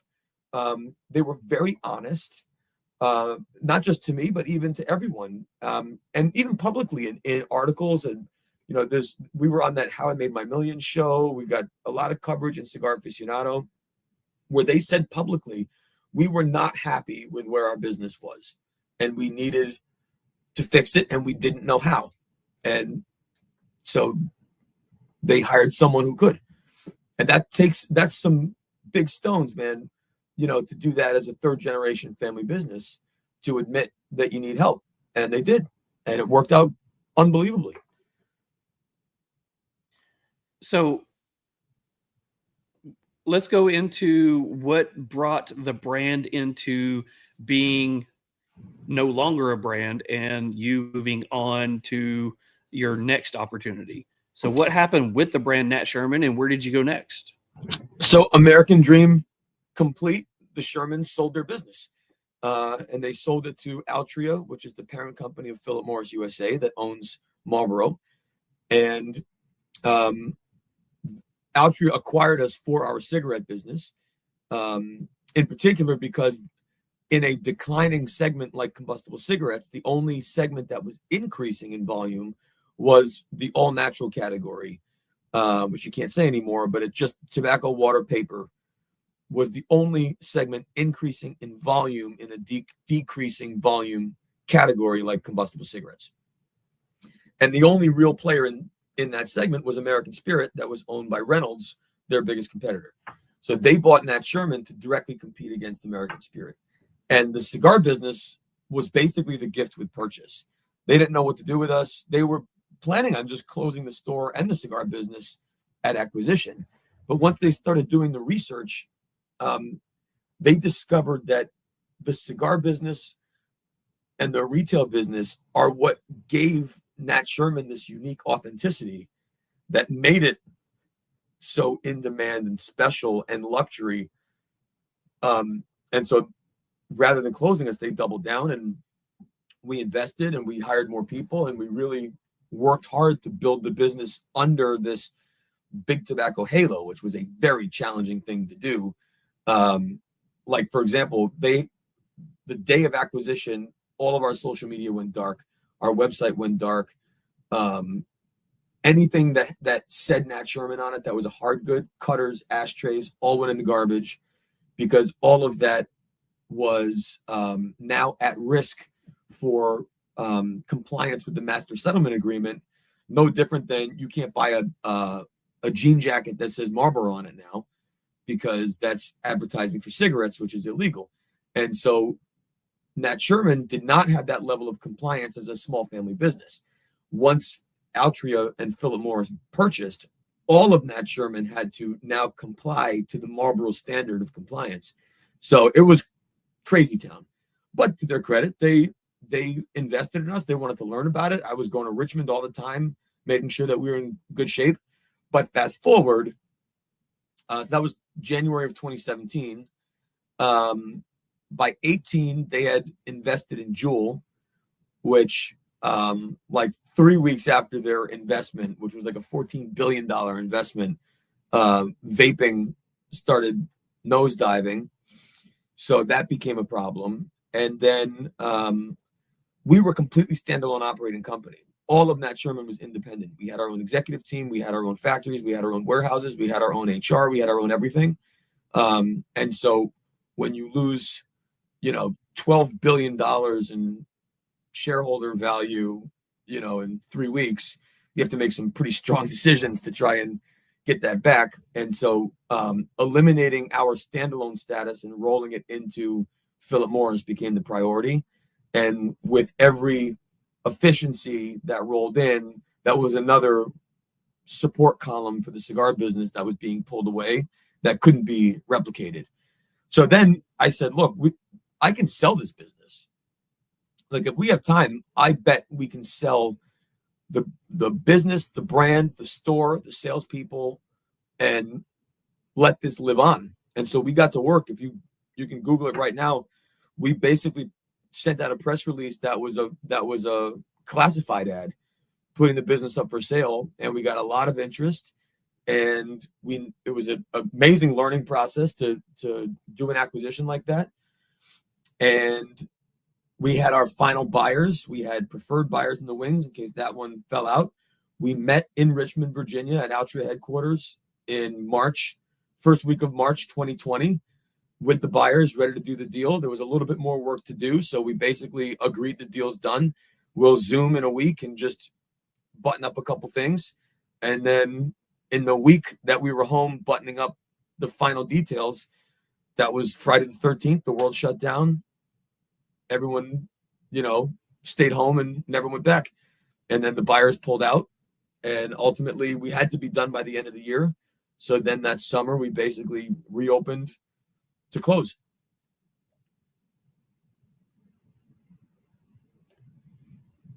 So COVID was what shut everything down. The business decision was already made to wind down the cigar business and the retail store, but they were open shut to down a sale. Everything wrapped up with it. Yeah. Right. But then COVID killed the transaction. Oh, man. Which then ultimately, we tried again, but there's just no way to put that deal together when no one knew what was happening with their own companies. So then ultimately it was just shut down. And obviously nobody expected the world to be shut down for a few years and kind of change the way everyone does business. They expected a few weeks and everything would come back up and we'd see where we're at the end of it. But it changed everything forever. Yeah.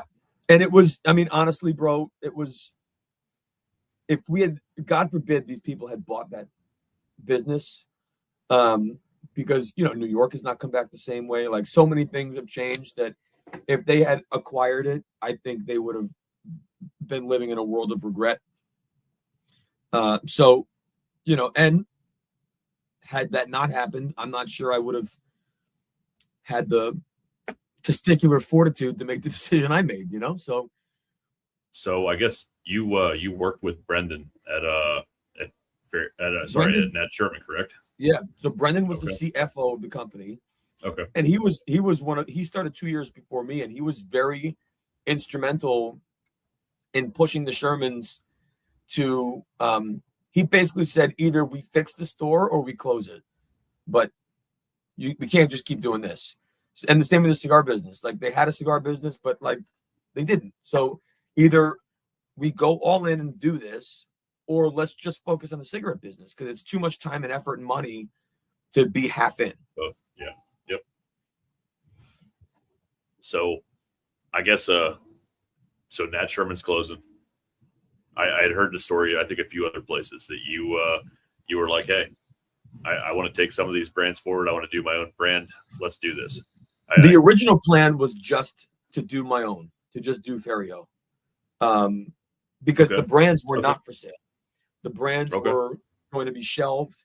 And that was very public. In fact, if you Google that press release, when we said that we did not successfully sell the business, it explicitly says in that press release that nothing was sold. The brands will remain under Altria ownership, and that's it. But as you can imagine, every bottom-feeding vulture scumbag came out of the woodwork once we announced that we didn't successfully sell, to try and buy us at a discount. And as a publicly traded company, they felt, and because of some of the buyers who were also shareholders, they said that now they had a responsibility to review the offers. And that was when, you know, this emotional basket case of an artist said, well, if you are going to sell the brands, then I'm going to buy the brands. And my boss, she was unique at that moment, she said, get serious. And I was like, oh, I'm dead serious. So then I called Brendan and was like, they're going to sell the brands. And he said, I figured. And I said, well, I said that we would buy them.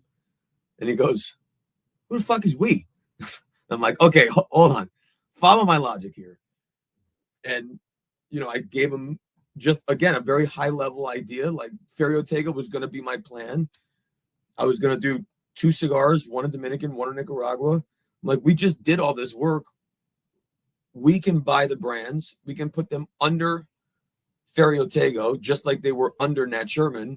We had already done the work when Altria bought us to take Nat Sherman off of principal positions and just put it on a little second band. So like Ferio now, this band says exclusively for Ferio Tego, but when we redid all the work and this became the timeless band, that said exclusively for Nat Sherman. So I said, we already did the hard part. We've done it for 2 years. So we can buy the brands. We go back to the factories, because the other thing is, I mean, Altria, to their credit, man, they took care of everyone. Severance, benefits, all back pay, everything. They were extraordinary. They kept us all paid during COVID, and then everyone got severance based on time served after. So they couldn't have been more generous. So I said, let's go to the factory. The factories, they were the only ones left holding the bag, you know, because there's no severance for a contract manufacturer. So they just lost all the production. But I'm like, if we buy the brands, then we go back to the same factories. The factories already told me that whatever I do next, to count on them. So let's count on them, you know, let's tell them we bought them. It was like November. So the factories were closing anyway for the holidays, and we engaged Altria, made an offer. And, you know, they, again, I have so much gratitude for them. We were not the highest bid. We weren't the lowest bid. We were a fair bid. But in our offer, we also really were thoughtful about providing as much protection for them as possible, because they still had risk as it relates to the Marlboro standard for anything that would happen moving forward. And my intimate awareness of all of that and the trust that I had established with them over those couple of years created a relationship that was very, very unique. And so I kind of knew where all their pain points were, and it made it a very safe transaction. And it also let them check a box, which was to find a home, the right home that would continue the work, that would continue this legacy in a thoughtful way. So we closed in November. We got to work in January, and we were in market by October. So you just flashed up the timeless, one of the timeless cigars. So that was going to be my question, because I didn't realize that brand was rolled up into all of this, because it was whatever that time was. I was at a cigar lounge. I think it was in Cincinnati or it was in Indiana. I can't remember which one, but we walked into there and, going through the humidor, and on this table out front was a bunch of timeless cigars. Never heard of them before, but the guy that was running the humidor, I was walking around, I was picking up the stuff I want, and he said, "I'm going to make you a deal." He said, "This brand is going extinct. There's nothing left. This is all we have. I will sell them for you for $4 a cigar." I bought all that I could and enjoyed them. And then it wasn't, I guess a year or two later that, I realized that brand did not go extinct. And it was like, temporarily. Well, at least I got some cigars. Yeah. So that was when I heard that you had, Timeless, I was wondering, well, how the hell that happened? Because that was a brand that I enjoyed before, and now that it's still here. So I was happy about that. Yeah, and someone said the other day that we won the Nat Sherman brands. Like, we didn't win it; we bought them, with real money. But it was the closing the business, winding down, and coming to face the reality that it was over. Was no different than mourning any other death that is coming. You can prepare. You can do it with dignity. You can do it with grace. You understand that the end is coming, and it helps you deal with the process of it. That there's just nothing else you can do. And so you make peace that the outcome is inevitable, and you do it with as much dignity and grace as that being deserves, whether it's a person or whether it's a business. What upset me, though, was the idea that some actor, some entity could buy this and bring it to market their way, and that there's a chance that Charles or Mick in 10 years could buy a cigar that looks a lot like this and have it be complete trash. And then when you look it up, well, where does this come from? And the first hit comes up, created by Michael Herklots in 2011 for Nat Sherman. And then you hear of Ferio Tego, and you say, "Oh, this guy makes shitty cigars. I had that timeless one the other day." That's serious risk, And even just never mind the potential reputational harm, just the ego, the harm to the ego, knowing that we worked so hard to build this thing. We won awards for Timeless. The fact that it could become bad was heartbreaking. I was happier just knowing it was going to die, and just let it be a memory. So it just became very emotional to get it and protect it, and to bring it back and author the work. At the end of the day, again, Sherman's, I give them so much credit, because it did not say Nat Sherman. It didn't say Michael Herklots on any of these cigars. It said Nat Sherman. It had their family name on it. But for all intents and purposes, I became the front of the Nat Sherman brand in the hearts and minds of cigar smokers and retailers. But it wasn't my name. it was always on behalf of the Shermans. And so now to author the work and be able to kind of like pull this part of my legacy and really establish it as an enduring part of my legacy is a huge point of pride. Man, if I can say, if we ever understand one thing you're saying, and we don't understand to that level that you just explained, but we, the pride that you have in something and you don't want to see it go away like that, man, that's something that we feel completely, man. Like, I get that 100%.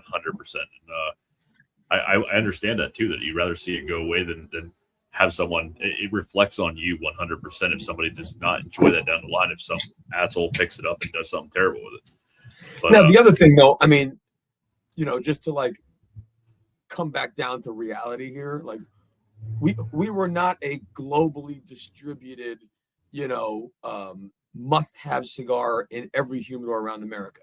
You know, let's face it, we were still a growing brand. Lots of people did not know us. So, you know, in my egotistical artist brain, I probably put a little more value on it than perhaps others did. But I also, I believe in what the value of what things can be and what they're going to become, not just what they are in the moment, which was the work we did at Nat Sherman in the first place, was, you know, changing the perspectives on day one. And every day someone new discovered Nat Sherman without knowing the dark years. They only knew it as timeless, you know, and with every one of those that you add, you begin to change those perspectives and you begin to change those hearts and minds around you. And before you know it, there are fewer and fewer people that even remember the period of Nat Sherman pre-timeless. So I was one of those that did not realize that, you know, that was one and the same brand. But one thing that I'm hearing, and that you talk about all of this, whether it's whatever company you're working for, is that you don't go half-ass on any of it. You are 100% committed, and you are convicted that that brand is going to be the best that it ever can be. So going into that, now you've got your own brand. How did you go into forming your own brand, picking the name, the whole 9 yards? Because you've always worked for a lounge. You've always worked for Davidoff. You worked for Nat Sherman. You worked for people. Now you're working for you. That's a big terrible change. decision. Yeah, stupid. Really bad.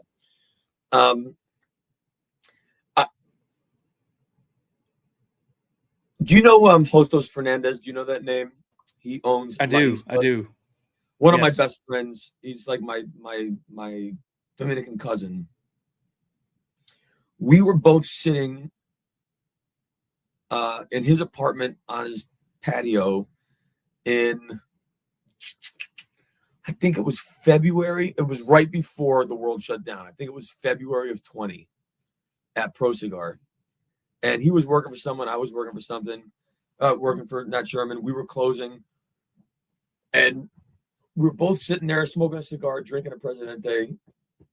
Like, man, if only we had the balls to just do our own thing. Like, it would be so great.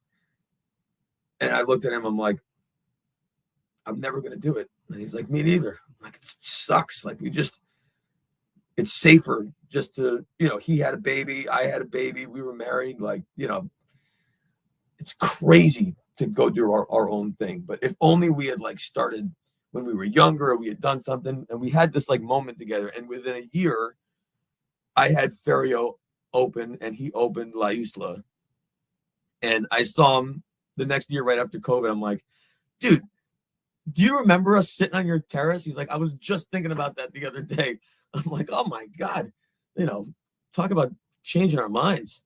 So Ferio Tego is, my last name is Herklots, and in our family coat of arms, Ferio Tego is our family motto in the coat of arms, which I meant to prepare and have that picture ready for you, and I didn't have it, but I have it right here.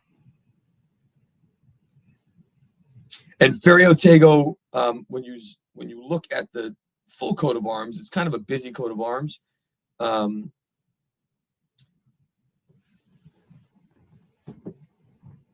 That's the full coat of arms.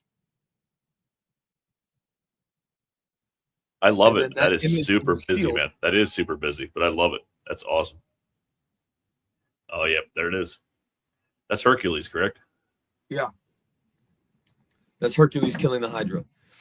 And Ferio Tego, in the context of the image, is I strike, I defend, which was quite an appropriate translation for our business, considering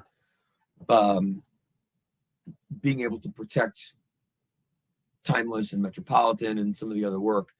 So, I mean, you know, Brendan and I, we worked together for so long, building Nat Sherman, then selling Nat Sherman, then closing Nat Sherman. We worked great together. And so it was, you know, his skill set is 100% my deficiencies, and my strengths are 100% his deficiencies, with a little crossover. But that just makes our ability to do our work and be in our lanes and elevate each other and depend on each other. It just makes this partnership perfect. So we got to work, you know, right away. He was the CFO, so he knows all of the things that happen to facilitate a transaction and after a transaction. I don't know any of that stuff. I am completely Excel useless. You know, he can do all the accounting. He did all the accounts. He does the books. He does all that stuff. And then I do all the stuff I do. I know the blends. I know the cigars. I know the factories. I know retail. I know sales. I know performance. I know all of those things that I did for Nat Sherman, I'm doing now. You know, it's all more. And obviously the anxiety is higher and the stress levels are bigger, and the risk is greater. But, you know, we had a great paid internship together for 9 years that basically we were able to test and learn a lot before we did Ferio on our own. But it's us. It's just the two of us. We don't have investors. We don't have, you know, we don't have employees. It's two of us. But, you know, we are a very unique story with the portfolio that we have, with the time and industry that I have, our time working together. We're distributed by Davidoff. So, like, talk about full circle. When we were figuring out so the cigar that you're smoking, Mick, that specific one was probably made by the Aroa family before Davidoff bought Camacho. But awesome. When Davidoff bought Camacho, that production went along with it. And so my last day of Davidoff was Friday. On my first day on Monday, my first phone call was to Davidoff to talk about that cigar and how we were going to continue moving forward and keeping it in awesome. Production. So my relationship with Davidoff has been uninterrupted for 20-something years.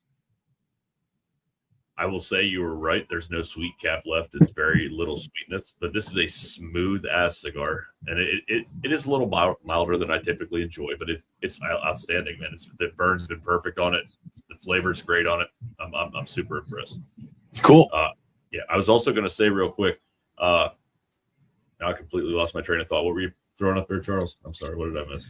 No, I was just going to throw in there that I love listening to you and your partner talk, or you talk about you and your partner on this, because, you know, one of the things that Mick and I were, I would say, acquaintances when we got together. We had talked. We were in the same cigar club. I was the president. He was one of the captains for one of the areas, and we started just out of the blue. Well, he started talking about out of the blue about doing a podcast. We get together one drunken night. We talk about how it's going to be a great idea. End up deciding, actually, my wife said we got to do it. So we ended up doing it. And what we found out really quickly was we have certain lanes that we both travel in. I'm good somewhere. He's very good at somewhere. I'm very much an introvert. He's very much an extrovert. I'm good at graphics. He's good at organization. we work well on each other's flaws. We both have things that we're great at, but the other person's not. So that's pretty cool to hear. Love hearing that part. And, you know, it's one of the things that when it comes to a team, a lot of teams end up failing because they don't know their lane. They want to be everything to everyone all the time, and they end up butting heads. And one thing that I would say that you guys, as well as us, have found is that we know our lane and we pretty much are willing to stick towards it because, you know, that's what makes us better. And that's pretty awesome. And also, like, having such a level of trust going into this, you know, like the work we did at Nat Sherman together, we were spending other people's money, right? But we protected it like it was ours because that's what that was part of the job, and we were rewarded for that. So, you know, there would be moments when I would push him as the CFO that we needed support on the cigar business that he would push back on as the CFO as an unreasonable endeavor. And so we would go at it in a thoughtful way because we were both defending the same people, you know, but I was doing it from a growth perspective. He was doing it from the financial perspective. And so even when we would like really go at it and, you know, get in each other's faces and be pissed off, we also were never mad at each other because we both knew that we were defending the same thing, and we just had a different perspective of how to achieve what we were both trying to do. And so that always allowed us to, even when we clashed and butted heads, we both recognized and respected the fact that we are shared in the thing that we're trying to achieve. And so now it's really very much the same thing. So, like, you know, if I have an idea and I bring it to him, you know, sometimes he'll be like, okay, what do we think that's going to cost? And then do we think it's worth it? You know, and sometimes I'll think it is, sometimes I'll think it won't be. And he'll say, you know what? I actually think it's money well spent. And he's actually, it's all shifted now. Now I've become way tighter, and he's more bullish on spending thoughtfully, but it's great. Again, I completely get that one. And I'm gonna speak for Mick right now because I'm so disappointed that he didn't ask. This is about the third or fourth time I've seen you take a drink of wine. He is a very big wine person. I'm not a wine person. He's gonna. I'm surprised he hasn't asked, what are you drinking? Before I go into the next wine. It's a this is one of my favorite, like, just crushers. It's Lafarge. So it's they're famous for Rhone stuff. This is a blend that is not Rhone specific, but in the area. And it is sold in my local shop, retail average for $13. And it's so good. Great That's body, insane. Killer structure. This is my favorite wine to pour when we have friends over. I decant because I'll break out some monsters, you know, and I'm reputationally I'm known to pull out a beast when there's friends over because that's when you want to drink the trophies, you know, like you're not going to pound a monster bottle on Wednesday night, although it has happened, obviously. But to decant this, the expectations are always high because they know I'm eventually going to break out a beast. And every time people taste this blind, I ask them, what would they pay a bottle? And everyone is 40, 50, 60 bucks. It's great. But Rhone in general, I think is great cigar wine. It's not overly tannic, like a lot of cabs and red blends can be. It's more fruit forward, has great structure, still dry, relatively low alcohol. Usually, although this is 15%, so not crazy, but But there are some of those high tannic food wines, steak wines are great, but you really have to have the right cigar to counter the tannin. No different than why you would have steak with it, because you need the fat and the salt to respond to the tannin. And but Rhone for a red, which generally uses Grenache as the grape, is a killer. And Grenache is a great for cigars is also great, which you can find in Spanish wines and different blends and stuff too. I'll be giving it a shot this weekend, man. I weekends are usually when I get into a bottle of wine. Like tonight, I'll have a couple drinks, whatever, during the show. But I'll typically drink a bottle on a Saturday night. We get together, have a herf or whatever. And but yeah, man, I'm more of a Cab Sauv guy, but at the same time, I've never really experimented down that road. So I'll be buying a bottle and giving it a shot, man. I'll let you know. I would, if you have a good wine store, I would tell your retailer that you want to go down the Rhone rabbit hole, and that you want. So there's it's called a GSM blend, Grenache, Syrah, Mourvedre, I think are the three that go into a GSM blend, which is the classic three grapes that make up a Rhone blend, just like Bordeaux blend is Cab Sauv, Merlot, and either Cab Franc or Petit Verdot or whatever is that trio. So a GSM blend is what you want to ask for, and dude, you will go in head first, bro. But you're gonna save probably 40%. Wow. All right, Yeah. so I'm gonna ask this because, I have always been a Kentucky bourbon, Tennessee whiskey kind of person. That's where I grew up. That's where I lived. Found that rabbit hole something that I really enjoyed from a young age. Mick has brought me into more of the tequila realm. Always thought that tequila was something that you got for $9 a bottle, and you had bad experiences. So for somebody who's not a wine person and I'm looking for something to go into for wine, is that something that you would say I need to try? Or is there something else that I should go down the route for pairing wine with cigars? Well, it depends. As a bourbon guy, but I believe when you're entering a new hobby, like a tasting hobby, as an adult, it's very different than when you start as a beginner. So like you think of when you started bourbon, you said you were very young. When I started cigars, I was 18. I got into wines maybe at 20. So I had a very undeveloped palate. I also, where I grew up was not,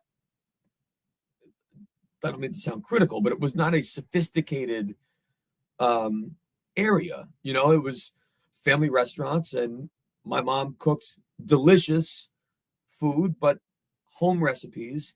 So I didn't have the exposure to, the pantry of flavors that we think about now when we're describing things, because we've been exposed to these flavors so much. So starting now is very different than starting as a novice. You're not a novice. You're just a novice in one particular member of the category. So I would recommend you go two ways. One is you start with big Napa Cab and big Italian Chianti, because the alcohol skews higher and the tannin is drying.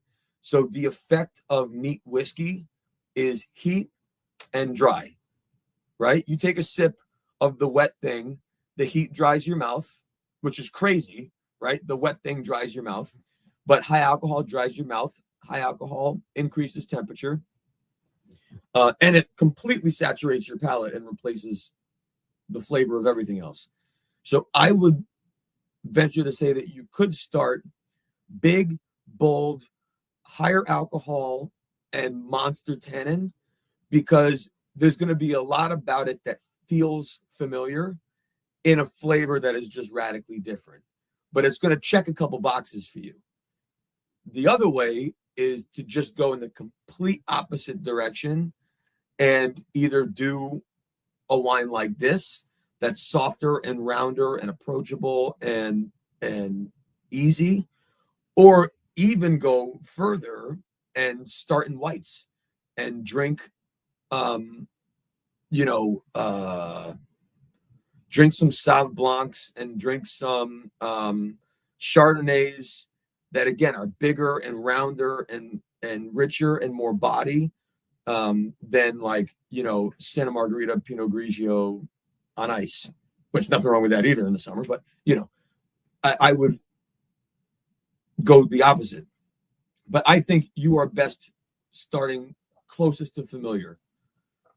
So if you're going with the more bigger, bolder, wines like that, so if you look at something that's in your portfolio versus other portfolios, what would be some of the cigars that you would pair with that? Because honestly, I am all of them. Okay.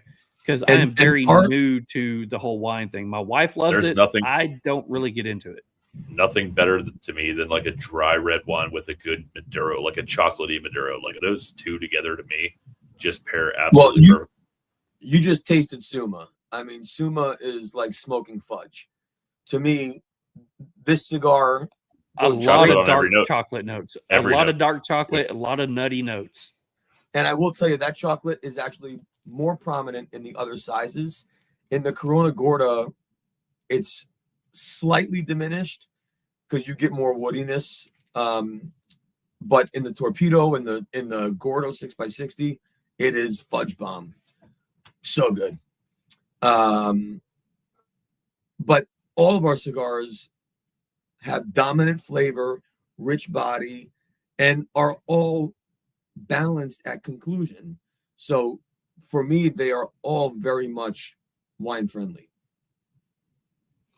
All right, so let's go into Ferio Tego now. Let's finish up with that one. How long has Ferio Tego been going on, and what is it that you are doing now? We got PCA coming up, so I don't know if you've got something coming out soon. Let's talk about what you're doing now. So we're 5 years old, which is, if you ask yourself what are the brands that you love that are less than 5 years old, I would argue there are probably none. Right? Clothing, cars, watches, booze, sneakers.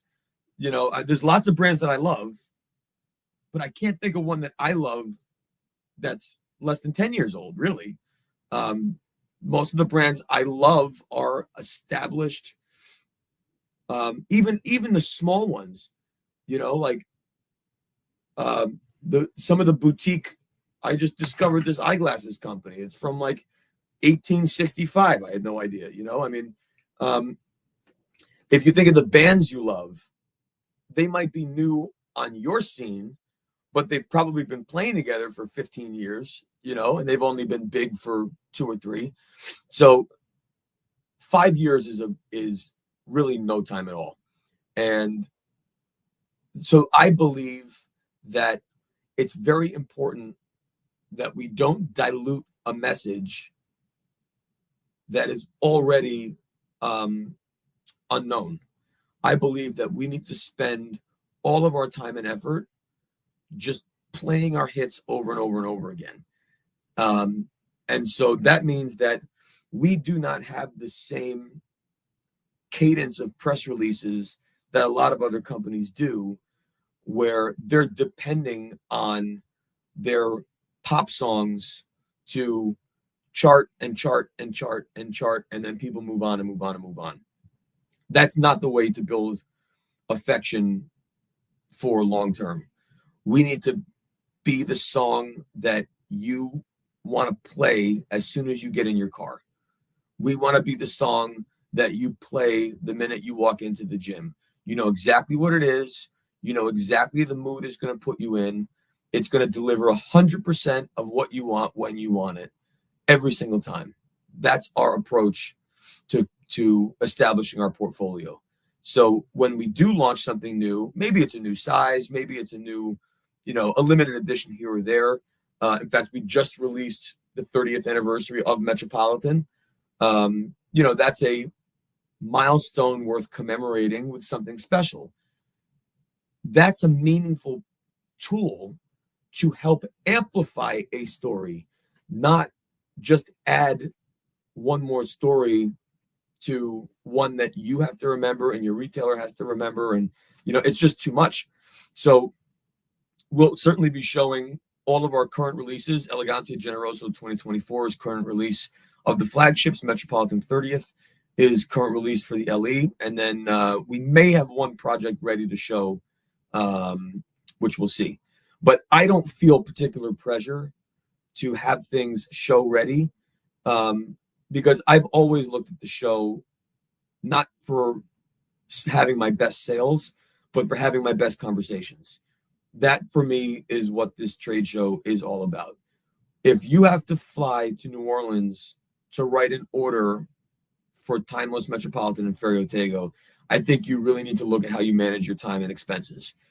But if instead we can spend our time sitting together and talking about how Ferio Tego is doing and what did we do last year that we could do better this year, and how can we be a better partner for you, those are the conversations that are so much more valuable face to face, that that make the show for me incredible. And I love the PCA. I mean, I've been on the board now for 4 years, I think. I like making the show better. I like making the organization better. And so I'm really looking forward to this year. I think it's going to be amazing. Yeah, this is going to be our first PCA. We're going to come down and do a thing, but Charles had a few things come up. I had a few family things come up, and it's just not working out this year. But next year, we're 100% in, so we're hoping to get some of that done. Good. Secondly, I think your business model is exactly what more people need. This is show 70, and I would say out of like the 60 brand owners we've talked to, that makes sense to me. Like when you said getting to the gym, and that is a band popped in my head. You know what I mean? I know exactly who I'm listening to when I get in the fucking gym. When I get in my car, I know what I'm fucking listening to. Like every single time. That's exactly what you want. And that is a great business model, man, because you're not trying to push out 1,000 different products. You're trying to make one or two of them stick in your head forever because of those moments you shared with that cigar or with whatever. Those moments. And our portfolio is tricky, bro. We make in all three countries. So not a lot of brands make in Dominican, Nicaragua, and Honduras. We do. Not many brands have the depth of expressions like we do, from a mellow, creamy sweet cap to a full body Nicaraguan Puro to Suma, which is a complexity bomb. We have 12 very compelling stories that all deserve to be told. And so adding to that does not make a lot of sense. And by the way, that's not a new idea. That's how I grew up in this business. I mean, a new launch was crazy, like maybe one a year, maybe. And now, everything's a limited edition. Everything, we're going to do a limited drop of 100 boxes. What are you doing with 100 boxes? Like, really, what is that? What is that serving anyone? You're not making any money. The store's not making any money. No one gets enough of it to make it meaningful at all. I want to be meaningful. I'd rather sell another 100 boxes of Timeless Prestige number 4, because you know that this Petite Corona is exactly what you're going to light up on your drive home. Perfect. I'm not saying risk. I haven't. Not saying I won't speak. I won't speak for Charles, but I'm not saying I haven't bought into the LE stuff. But there's nothing wrong with it. But at the same time, you always have your go back tos. Every time you're like, yeah, you walk into a lounge, those brands that you can trust every time to be a consistent great smoke. Yeah, I don't want to be critical because every company's different and everyone has different relationships and different cash flow and different. So, there are a million different reasons for you to do business your way and for us to do business our way. But with 27 years in my rear view, when I look at the most important brands of our industry, they're legacy brands. What I still think But I've known Rocky Patel for, I think they're 30 years old now as a brand. If you add Indian tobacco in, I've known Rocky for 20 something of them. I met him when I was 19. I've known Jonathan Drew since I'm 21. I've known Carlito since I'm 18. And so Carlito is now 5th generation, right? Continuing a legacy. Rocky, 1st generation, but 30 years of kicking in doors, asking for the sale. Lito Gomez, I've known forever. He started, I think, 94. You're talking about legacies, generations, decades of work. And I think of a lot of the new brands that feel like they're strong they don't have foundations. And you have to have a foundation to grow on top of. If you're building on just mystical thin air of marketing, I think that presents some serious challenges. See, one thing that I really like, Mick said it, we have all gone down the road of chasing the limited stuff, but I love the way that you expressed it. It's the bands that are putting out the one hit wonders, the pop song that's going to be out there for a month, but you're never going to hear them again. And not to sound punny, but you're not looking into those one hit wonders. You're looking into playing timeless classics that are we're not pop. There. Yeah, you're there playing the timeless classics that's going to be there forever, and that's going to be the other thing we are the same classic music. I've said this on other podcasts before. So first of all, we're not pop. Pop is playing to the masses, and you end up loving the song without knowing the artist, which I think is a big problem. The other thing is, we're also not a cover band. And I've said before, the humidors in stores around this country are basically, 45 bands playing the same 12 songs. And it's just, which band's version of that song do you like better? That's what the industry has become. That people are, this brand is copying that release, this brand is copying that release. And so you end up, I believe, you start chasing the wrong goal. I want to create original work. I use this analogy all the time. I want to be the Dave Matthews of cigars, right? When the first time you heard Dave Matthews, you're like, why isn't anyone singing? And, what's happening? But you definitely knew it was Dave. You definitely knew it was different. Now, you can decide whether you like it or not, but Dave didn't change his style. He plays all different types of music, but the minute he plays, it's Dave. And you also know what bands are trying to copy him. That's the approach that we're taking. We want this work. I don't want you to smoke this and then say to someone, oh, well, if you like brand X, you would love Suma. Oh, you smoke brand Y, you would love Elegancia. I don't want to be the second best version of the one that you already love more. I want to be the first version of the thing you didn't know you loved yet. I love that. And that goes back into saying, I love the fact that you're not chasing the next LE. You're relying on the quality of what you have out now. And that speaks volumes to what you're doing. So we're going to move on to the last little bit that we have on here. And we do have hotbox questions. Mick's going to ask you two. I'm going to ask you two.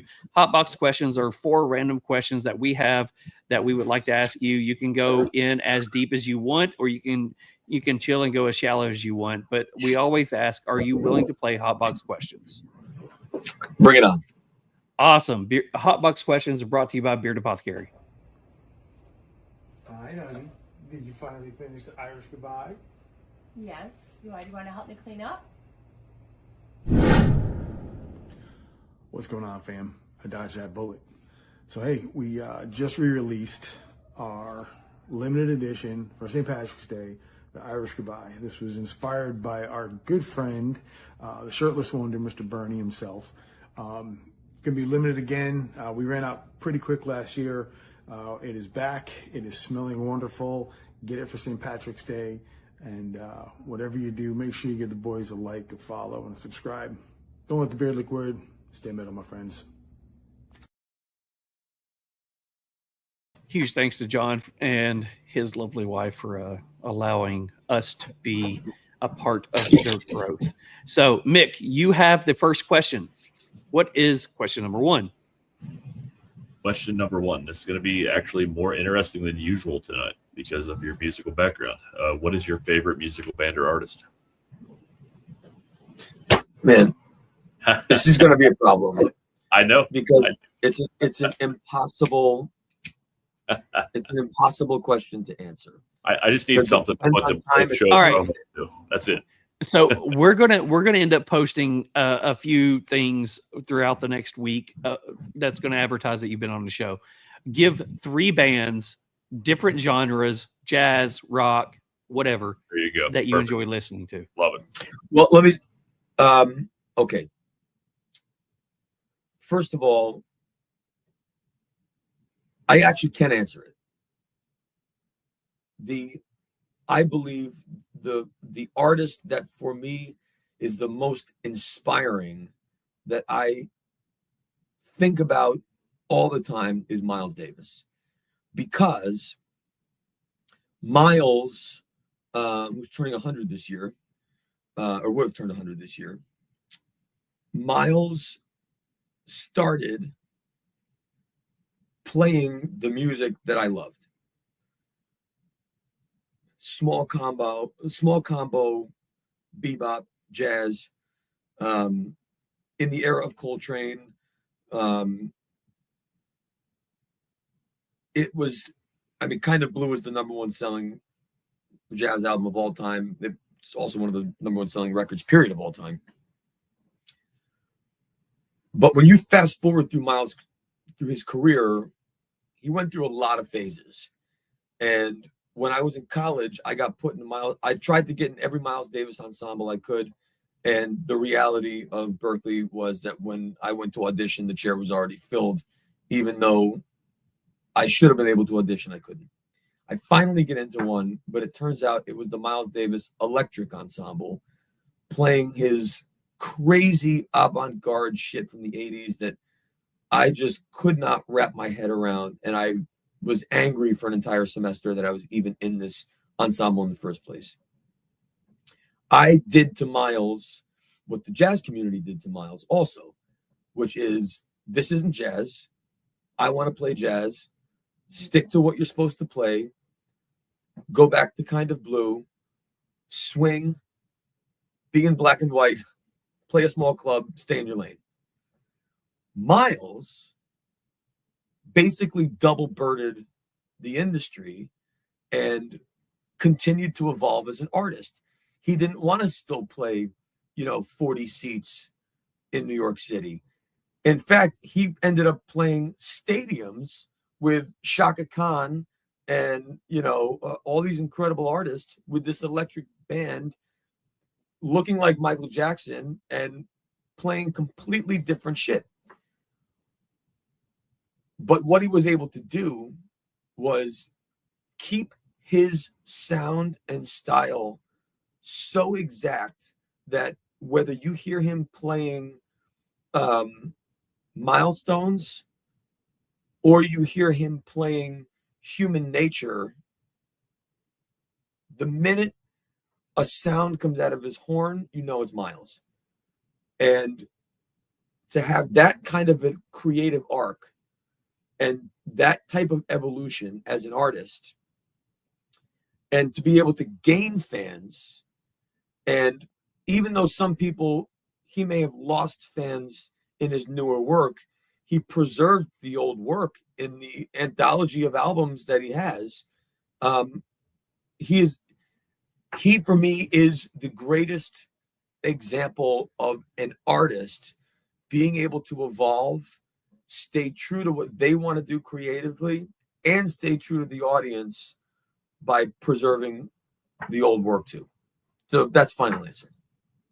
I will say that is probably the most in-depth answer on this question that we've ever had, and I absolutely love it. Well, I'll tell you, it's question- also Go ahead. fortuitous. More will come, but I did mention Miles Davis is would have celebrated 100 years this year, and my affection know that was beyond just this inspiration. So stay tuned. Ah, okay. So can't wait to see what happens with this. So question number 2, we, as Mick said, we're going to cartwheel back a little bit. We talked about, other people saying that you are the best dressed person in cigars. So going back into, the Davidoff years and in college where you had to dress up for the job, going into what you're doing now, if you go into your closet right now, what is the best suit that you have? Meaning the one that you love the most, the outfit that when you look at it, you go, yeah, this is me.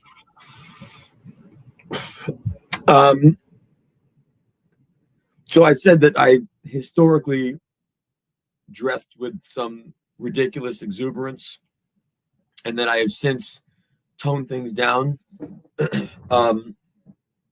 I wouldn't say that I have specifically a suit, but I think it also just happens to men as we get old, but we tend to retreat to uniforms, right? And we have that those go-to combos that are just, whether it's casual or dressy, just the safe things. So my safe zones that, when I'm packing for a trip, it's what's going, and you can look at my social media. I look the same in every picture. Navy suit, white shirt, navy tie, single-breasted 3-roll 2 buttons, or gray trousers, blue blazer with either a white shirt or a navy and white stripe, with or without a tie. And I already know the answer to this one. You can look at me and go, bro. So off the rack, custom tailored. It's made to measure. Everything's made to measure. So it's not fully bespoke custom, but it's taking a pattern, tweaking it to me, but cutting an existing pattern to make it made to measure. So not custom, but customized for my fit. Nice. So question number 3, Mick. I will say on that, after you have something that's custom fit even slightly, you'll never go the fuck back, ever. So yeah, I'm with you. I only have 2 or 3 really custom suits, but fuck, you can't go back. You just can't. You can't go back, bro. Yeah. And again, then you start noticing the things that you didn't notice before, 100%. gaps and spaces and extra fabric and all this other stuff that 100%. Yeah. When you have a suit that you can see your shoulder where it ends and you can see your wrist where it begins, you're damn right. All of a sudden proportions are oh, got it. I get it too. Yeah. Yep. 100%. 100%. All right. So question number 3. And I hope I steal Charles's question because he's been doing it to me all month. Just hoping. So it is Women's Month, and we shoehorned you in here because I could not change the date. So because it's Women's Month, and I know you have 2 daughters, what is your favorite part of being a girl dad? Well, first of all, I should confess I am wholly unqualified to have boys. I mean, Same. I didn't throw a ball. I didn't, they would have been on stage no matter what. So maybe it worked out best for girls. You said, what is the best part of being a girl dad? Yeah. Yeah. What's your favorite part?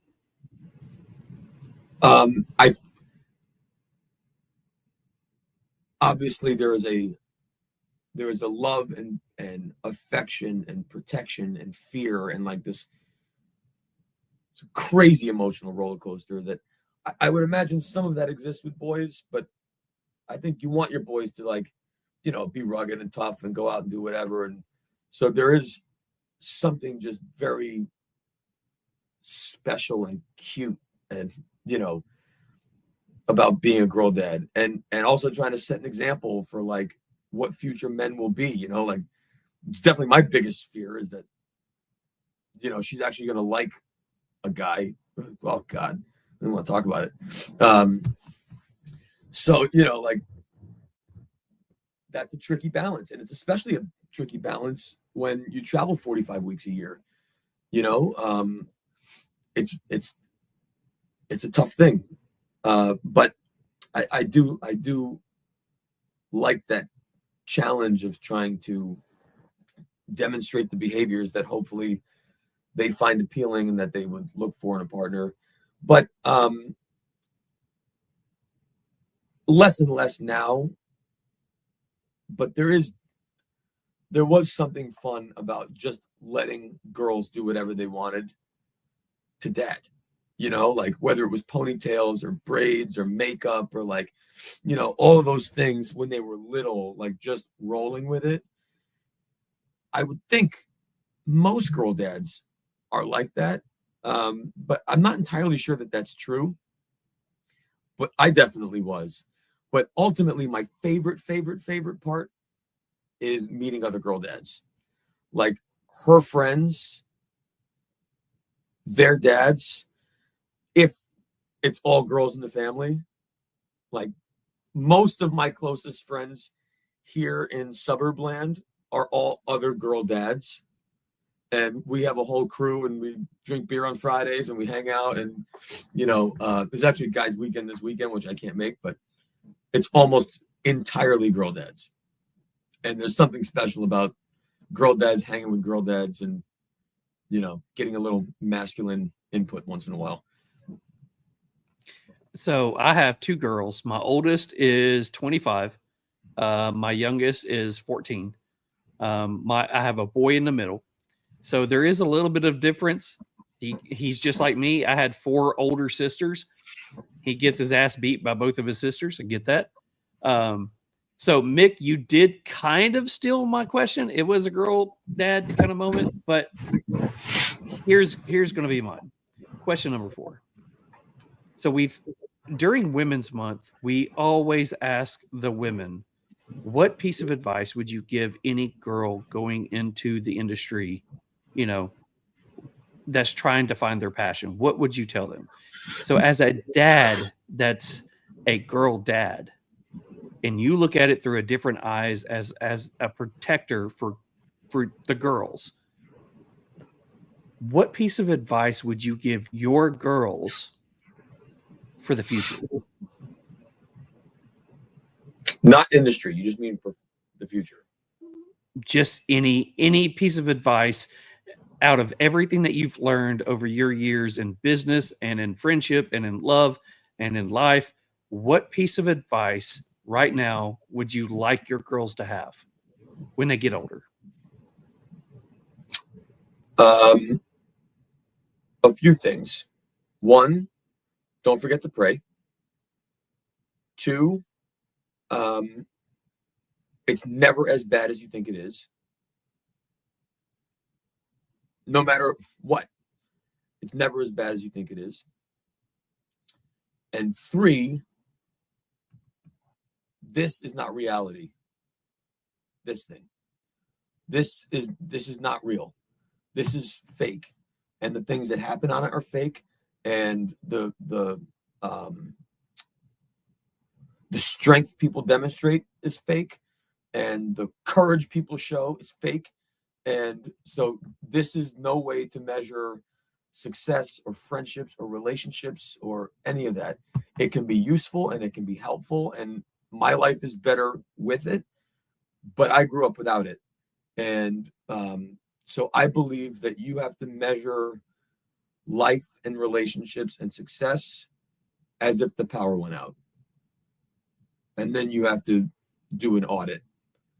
And if you have relationships that are enduring and people you love and someone that you can call, and you can look back at what you've done and contributed to the world, and it all exists when the power is out, then job well done. That is absolutely amazing. And I hope this video is up forever and you can play it sometime for them. But we do have one final question. And I'm going to say that Mick has officially changed the name. It was Play It Forward, but he said Ask It Forward. I like that a whole lot better. So we are going to do one last question. It's Ask It Forward. And it was brought to you by the guest that we had on last week, which was Marianne Eves. She has a specific question that she would like to ask you. But first, Ask It Forward is brought to you by our newest sponsor, Southpaw Stogies.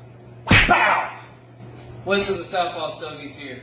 First, I want to just say thank you for supporting us and supporting the Real Smoke podcast. So next time you're in Lebanon, Tennessee, please be sure to come out and experience Southpaw Stogies. Got a great selection of cigars here, great selection of beer and coffee. And by the way, I just want to give another local shout out to Crown's Heads. Look at this beautiful band there. We've got them here at Southpaw Stogies. So we're here at 402 East Main Street, Lebanon, Tennessee, and stay smoky. All right, Mick. What a nice humidor that is. It is. We are actually having our Middle Tennessee Herf out in Lebanon this year. So it's going to be in a couple of months. And that is one of the lounges we're going to be having a Herf at. You know, humidors like that. Send me a date. You never know. Humidors like that are so special in our industry. I think we've conflated volume as success, meaning, you know, superstore humidors, floor to ceiling boxes, every brand, every blend, every size, everything you need. And a humidor like that with glass that you can see through, that's clean, that the shelves are appropriately lit and every box is open, artwork displayed. It's such a pleasure to walk into a humidor that feels curated and feels that that they're carrying on the same responsibility and care that we have to share the product in a thoughtful way. I mean, it really stuck out seeing the picture, seeing that video. I will say that Southpaw Stogies is probably one of the newest cigar lounges that has opened up in the state of Tennessee. They are very, very new, but they're doing it right. They want to cater towards, you know, a group of people who enjoy cigars. They're not trying to cater to everybody. They're carrying in brands that the area enjoys. So huge props to Southpaw Stogies. Yeah, good for them. Don't take the bait. So real quick, absolutely. Before I read the question here, I just want to let you guys know, I probably would have went viral for this. My chair ripped out. I need to get a new chair, and I actually went like ass up. That's why I went off camera for a minute there. So yeah, I probably should have just left it happen on camera because people would have absolutely loved it. But of course you should. I was struggling to get out of a chair for like a minute. I know, Charles. We could have went viral tonight. All right, so Marianne Eves asks, the translation of the name Strike and Defend gives a vivid picture of aggressively moving towards a goal, not just imagining a dream, but taking action on it. In the business of cigars, with how competitive the landscape is, how will your commitment to risk Ferio Tego and set you apart from the rest of the competition? You chopped up right around the word commitment. So can you go back like 5 words before commitment and do it again? Oh, sorry, man. In the business of cigars, with how competitive the landscape is, how will your commitment to daring to take risks sustain Ferio Tego and set you apart from the competition?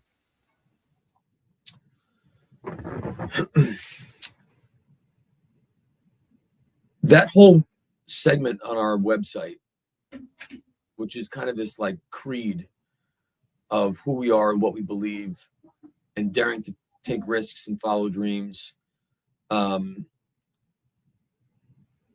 You ever have one of those nights where every time you close your eyes, the gerbils in your brain just start spinning and that was a night that I just knew I was not, it was worthless. Made no sense to even stay horizontal. And I had this thing in my head over and over about Ferio Tego is, Ferio Tego is, Ferio Tego is. And so if you go on our website, I think the page is called Ferio Tego is, and it's a lot of what she just mentioned. And that was put together before we had anything to sell, before we had a rating, before we had customers. It was just kind of putting out there, not unlike what I did with the Shermans having lunch, you know, putting out there for accountability. This is how Ferio Tego is going to be. It's really interesting that she asked that question, because I just reread that page on our website recently. And it was very emotional, because it immediately put me back to the mindset of that night and the absolute terror of unknown and fear and, you know, like feeling pretty good about it, but also like anything can happen. And the daring to take risks and follow dreams is not, it's not so literal on like a decision-making process. It's much more about an ethos and a philosophy of not taking the bait and not, you know, it's so easy to think that you're doing something wrong because everyone else is doing something a different way and they're winning. And, you know, no different than a songwriter. You know, you're making beautiful music and then you turn on the radio and the top 10 hits of the week are all trash and they all sound the same. And you're like, you know, I have a degree in music, and if I turned that song in, I would have gotten a D, you know, like, so our commitment is to make sure that we are following our dreams and our philosophy, that we're doing what we believe is right. We're creating blends that we believe are meaningful. We contribute in every way possible to every charity that we can be a part of. We contribute to every board and trade association that we can be a part of. I'm a big believer in the rising tide theory. I think that when you operate selfishly, it can be great for bottom line and short term, but I think you run the risk in the long term.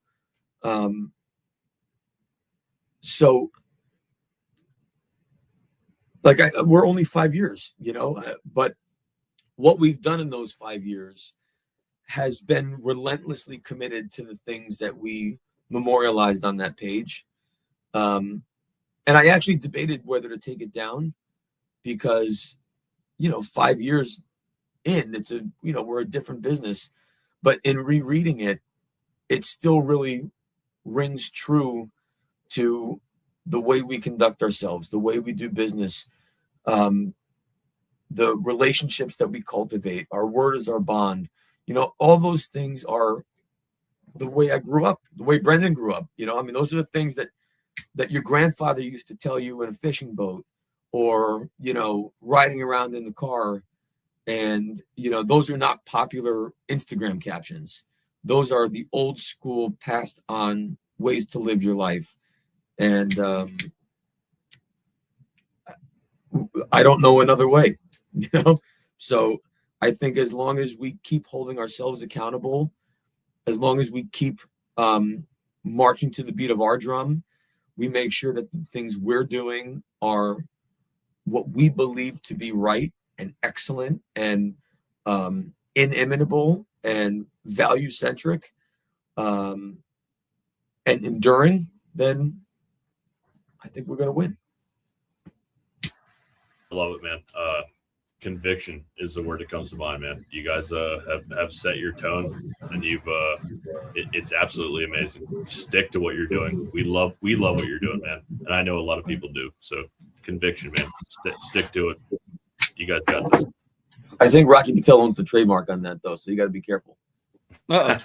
So what I was going to say is if you can still go back and read that and it still touches you and it still means something to you, why take it down? Because it's people like Marianne who went back and read that and was like, hey, that touches me about what you're doing. So I need to ask you a question about that. So the fact that, you looked at that the other day and you pondered, should I take that down? No, you shouldn't. Because you can still keep living up to that every day. So I will say that I'm going to give Mick the final part of it. Go ahead, finish. No, I was going to say, our story is evolving. The Ferio Tego story in 21 and 22 was very much a story of resilience and comeback and,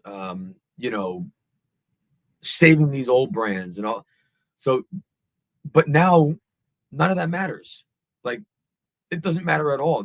I've said Nat Sherman more on this conversation than I've said in the last 3 years, because really Nat Sherman doesn't even matter to the forward movement of Ferio. It matters to cigar dorks who like to, go down in history and understand some of it. But for most people who really love having cigars on Friday nights or on Saturdays playing golf, they don't give a shit about me or about the brand or about Nat Sherman or about my music background. They just want to cut it, light it, smoke it, and have a great time with their friends. And so being able to strike that balance, I think, is important. And so I struggle with how closely I hold on to some of the legacy parts of our story, because the reality is, despite how important they are to me nostalgically and how important they are to the creation of the business, the actual value of that part of the story is quite meaningless to a new cigar customer who's been enjoying cigars for 6 months. I will go on the other side of that and go, looking at the new cigar smokers today, and we said this going into the green room, they're caring less about wrapper, binder, filler, because they can look that up. They're doing what we used to do in the 80s and 90s. We wanted to know about how Motley Crue got started. We want to know how about Metallica got started. And Nat Sherman is how you got started. Davidoff is how you got started. Right. And working with those companies and you developing your passion for what you're doing now is that history. And the new cigar smokers, we're not talking about the 50, 60-year-old smokers who smoke the same cigar every day. We're talking about the ones who are out there looking to try something new, but they're not trying something new because it was a cigar that their best friend said or their grandpa said. It's because they were on something, and this guy that related to them with the hard work, hustle, and effort and ethics that you put into your brand through your years, they're going to look at the cigar and go, I want to try his cigar because I relate to him. So when you look back and say, that's why stuff like this. When you look back and say you don't know if that's relevant, I look at it and go, it's 100% relevant. That's why I asked, because me as a smoker, I'm not somebody who is like today's years old smoking it. But if I wouldn't have tried your cigars up until now, hearing your passion and what you've gone through, I now want to smoke through your portfolio and try to go back through what you must have experienced through that. So I think it's very relevant and very important. All right, I'll keep it up. Fine. and and we're kind of nerds to begin with. We love going down those rabbit holes. No matter what we get into, our ADHD kicks in, and we want to know more about what we're doing. And that's why this podcast started, for real, because we want to talk. We don't want to talk to you about just exactly like what wrapper binder filler. We talked about that. Like we want to know the stories behind it, like how you got to where you are and how you got to making that blend and how you got to making that brand. And that's something that we enjoy, and we feel that resonates with our show and with our followers. And obviously, hopefully it gets your story out there a little bit more. And somebody's like, man, I want to try this now. You know what I mean? Like that's why we do this, is to get you guys out there and just have fun with it. But well, I'll tell you that, amazing, man. I enjoyed what you're putting out, but now hearing your passion and conviction behind what you've done, I want to experience more.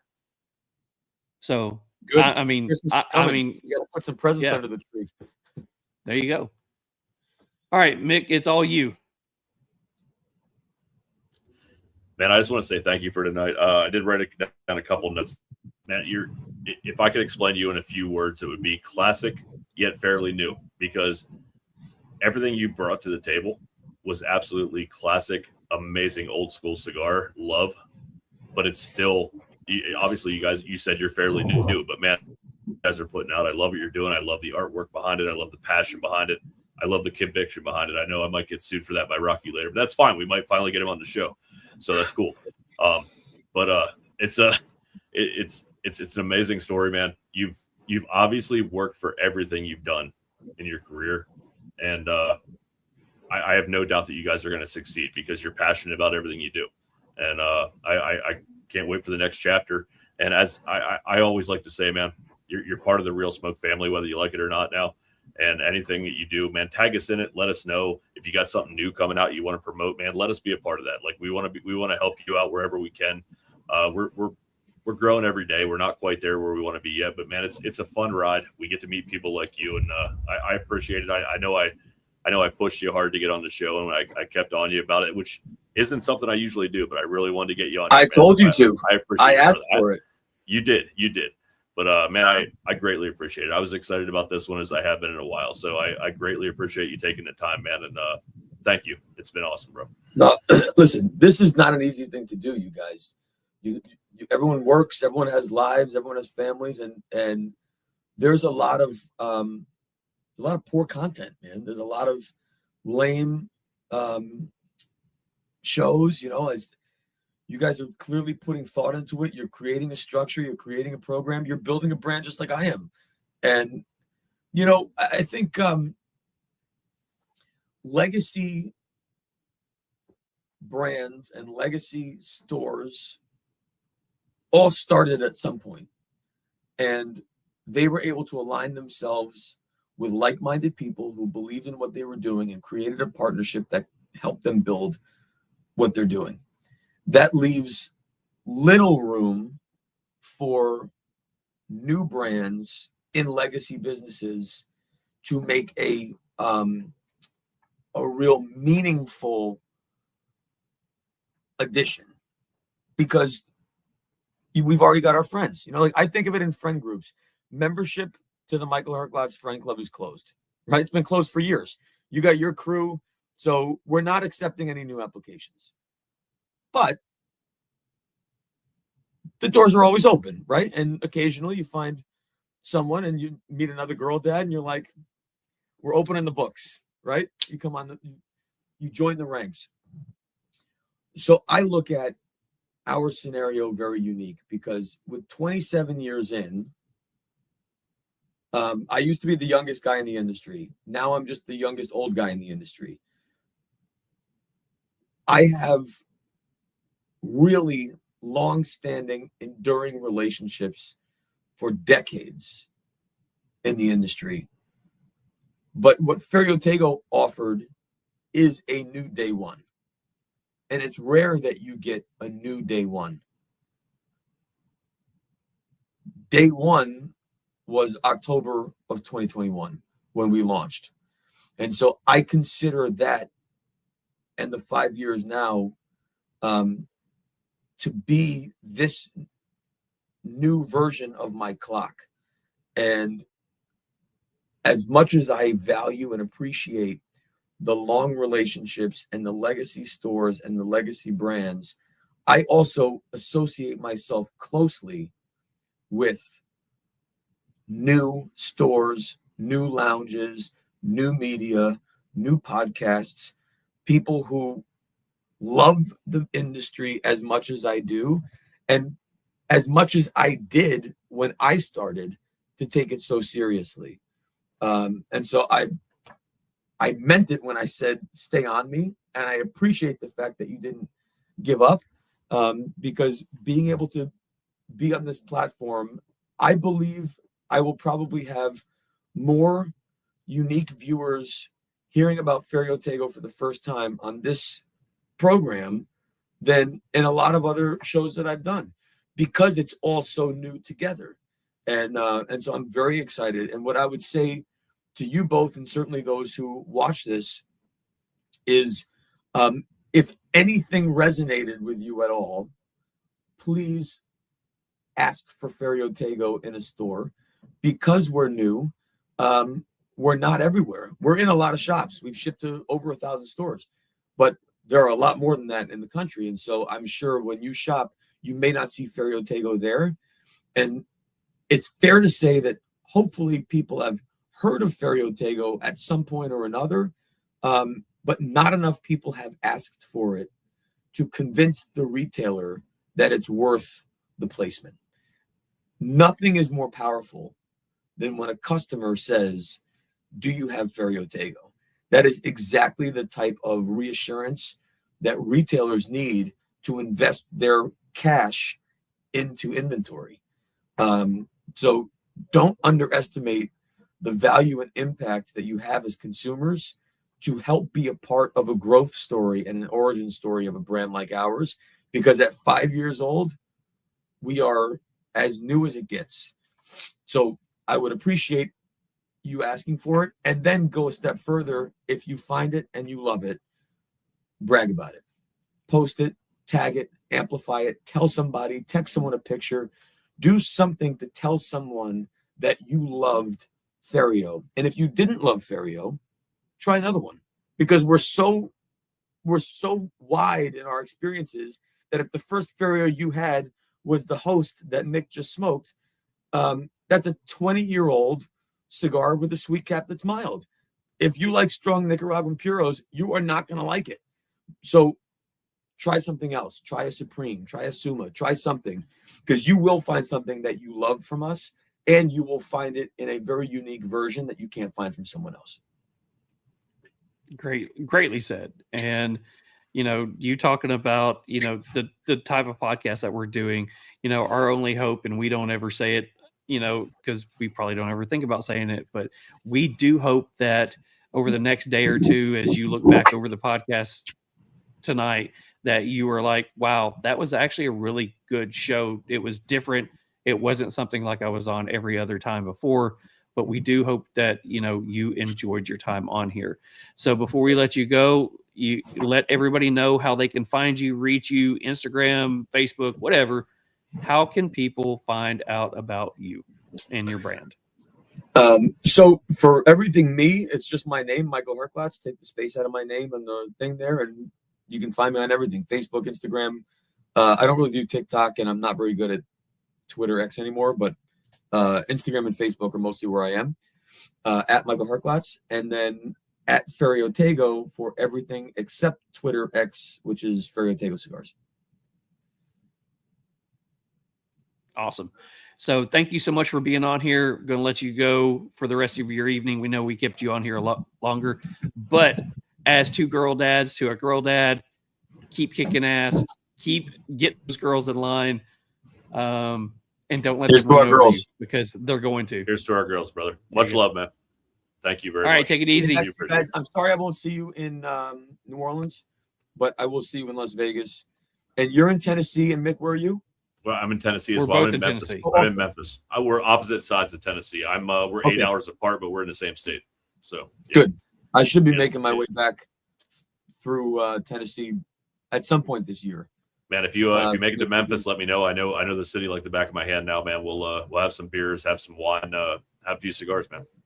Love to. Now you continue on and I drop off. Yes, we do. Okay. Yes, sir. Appreciate you All right. fellas a lot, man. Thanks everyone for watching. Thanks, brother. Take it Have a good easy. night. Thanks so much. See you.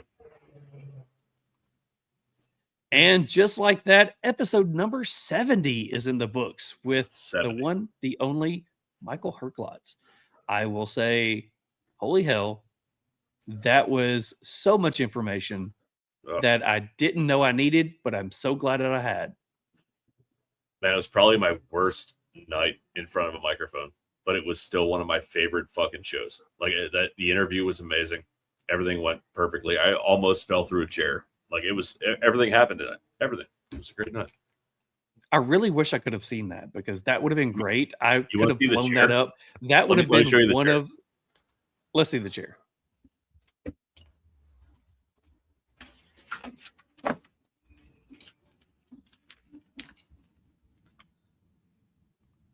So, was that the chair's way of saying you need to work out more? Oh, he didn't hear that. Never mind. You didn't hear that, so never mind. Was that the chair's way of saying you need to work out more? I'll listen later. Oh, he's frozen. Oh, really? Okay, there he. Are you back? I'm back.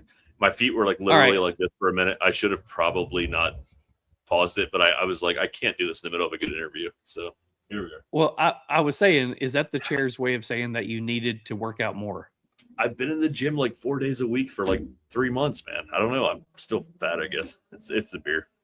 It is what it is. It could be. Well, I will say that this interview is one that I did not. I mean, it's very rare that we get somebody on here that I haven't had a conversation with.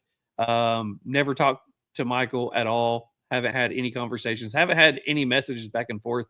And it ended up being probably one of my favorites just because I love listening to him talk about passion. And he could have been talking about any industry in the world.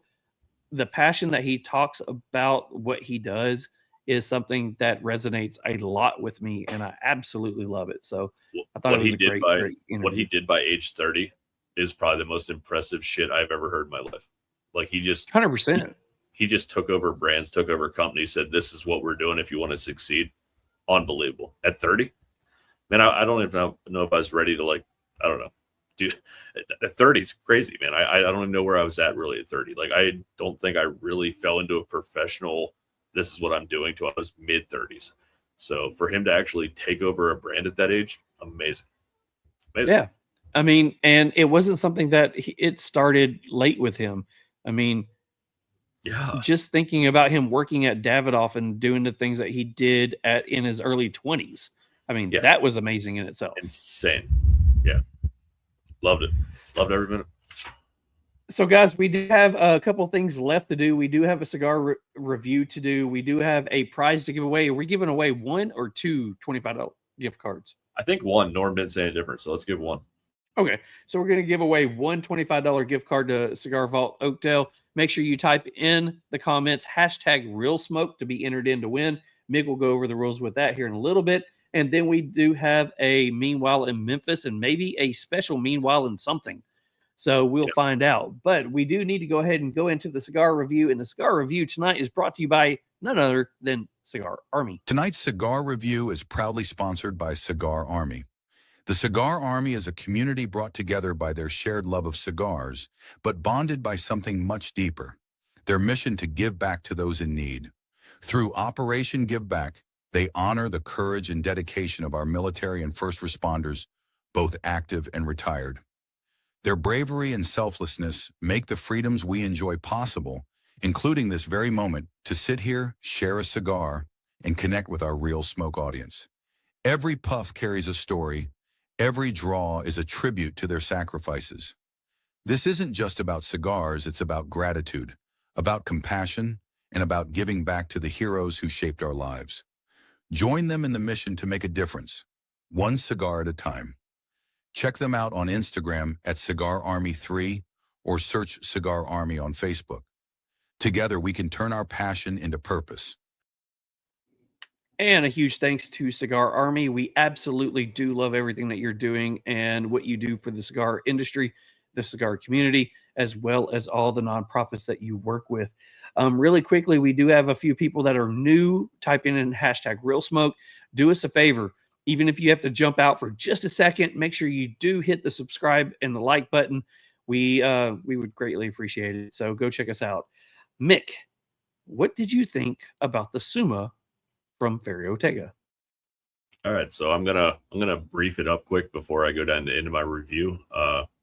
This one actually had transitions, which I really love. If you guys have been listening to the show for a while, you know that we enjoy a change throughout the cigar. Consistency is good if you're just hanging out having a cup of coffee, but we look for those transitions. So this one had some of it. It was great. Aroma from the body, I got dried fruit, cedar, light cocoa. Aroma from the foot, I got cocoa and notes of tobacco sweetness. Taste from the cold draw, I got grains and oats, kind of like cereal grains again, and light hay. A little bit of cocoa. First third notes, I got creamy smoke. That was the first thing that stood out to me. It was super creamy. This sounds like a Devon cigar. Had cocoa, coffee with cream. Again, that creamy sweetness to it, and oak. A little bit of raisin sweetness, and there were bready notes at times. Retro, I got bready, creamy, and touches of cocoa. Second, third notes, I got cashews, salty pretzels, some caramel notes. It was still bready, and obviously that creamy note, it still carried through into this one. Retro, I got rye bread, cocoa, and light coffee. The final third notes, I got nuttiness, still that salty pretzel note, toffee, some cocoa notes. The final 2 to 3 inches of the cigar, I got a red pepper flake that again tonight when I smoked the cigar, it was like I put that red pepper flake at Pizza Hut on your pizza. Like it just had that spice to it that would not go away on your lips and on your tongue. It kicked in heavy. There were a few floral notes that appeared from time to time. Again, I got that toast note. It was a little more of like a burnt toast kind of on the final third. And the retro was toast, dark chocolate, and coffee. I had a razor. So my first one, I had a little bit better burnt construction in the second one, the one I actually rated, but it was the had razor sharp burn line, tight ash. My ash actually lasted almost halfway. The flavor it had picked up in the second and third. It continued to evolve as the cigar went on.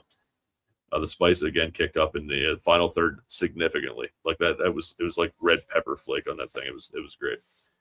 So my scores are pre-light experience. I gave it a 17 out of 20. Flavor enjoyment, 14 out of 15. Smoking, construction, and characteristics. First time I ever gave a 10 on construction, I think. My first one I had was absolutely amazing. Perfect. But I gave it 29 out of 30 on that whole construction characteristics. Smoke production and final thoughts. I gave it a 30 out of 35. My final score was a 90. Nice. Whole big 90. So yeah. I will say that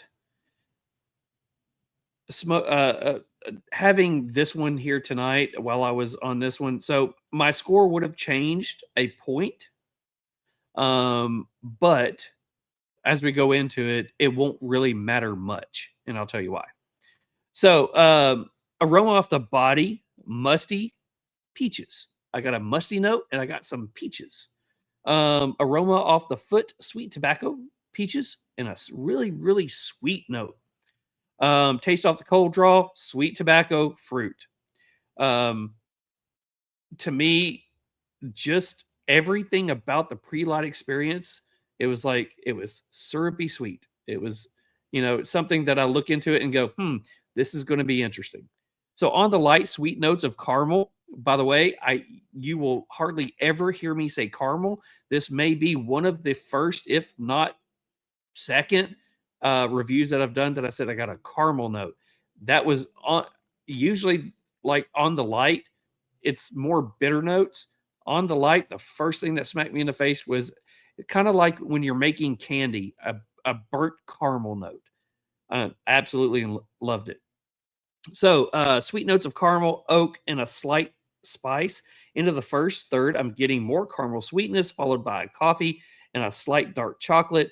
The retro is caramel, dark chocolate, and cinnamon. You talked about a lot of like red pepper. I was getting a lot of cinnamon through the retro. The draw is nice with a slight resistance. Burn is wavy but manageable. The ash is flaky and a little messy. Smoke is thick and chewy. Finish is long and sweet. Strength is about a medium. Into the second, third notes. Up front, I get coffee, almond, followed by a slight caramel. The retro is dark chocolate, slight citrus, nutty, and cinnamon. Draw is great. Burn and ash, both still messy. Smoke is still thick and chewy. Long finish, medium in strength. In a final third, notes up front are coffee, oak, slight earthy mineral.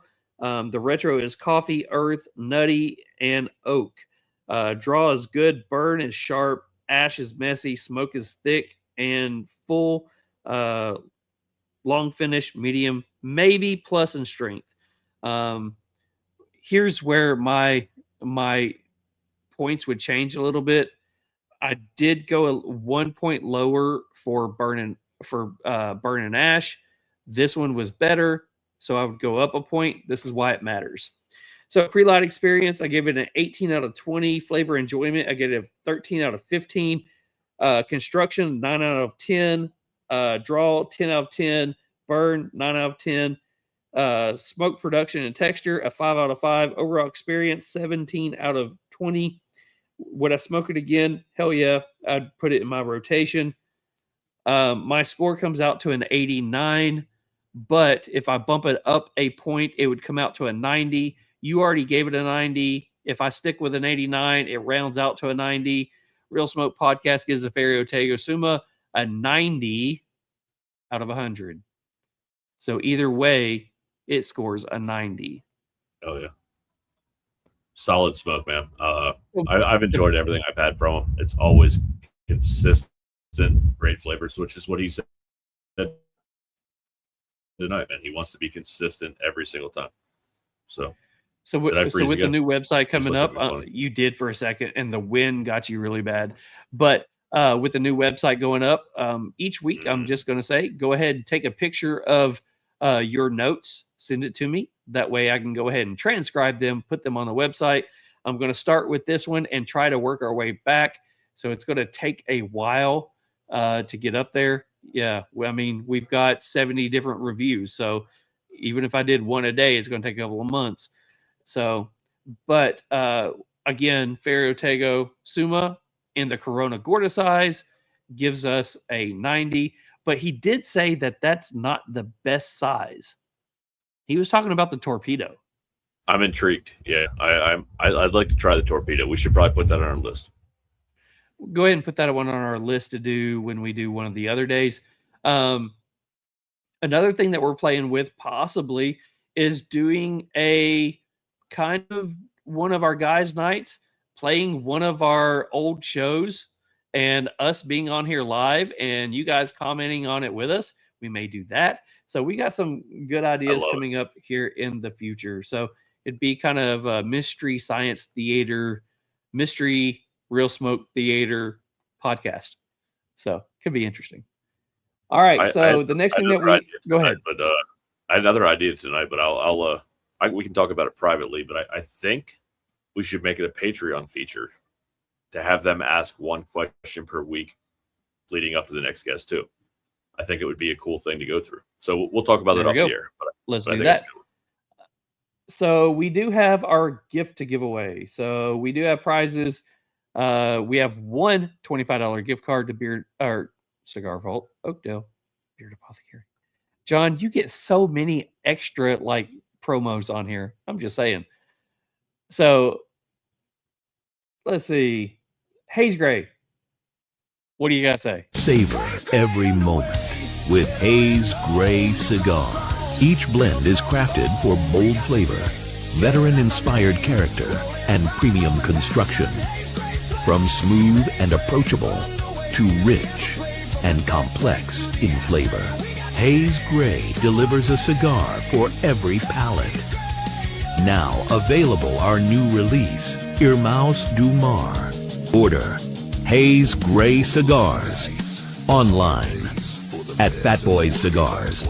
And from Wolfpack Cigar Club and the Cigar Vault, Oakdale.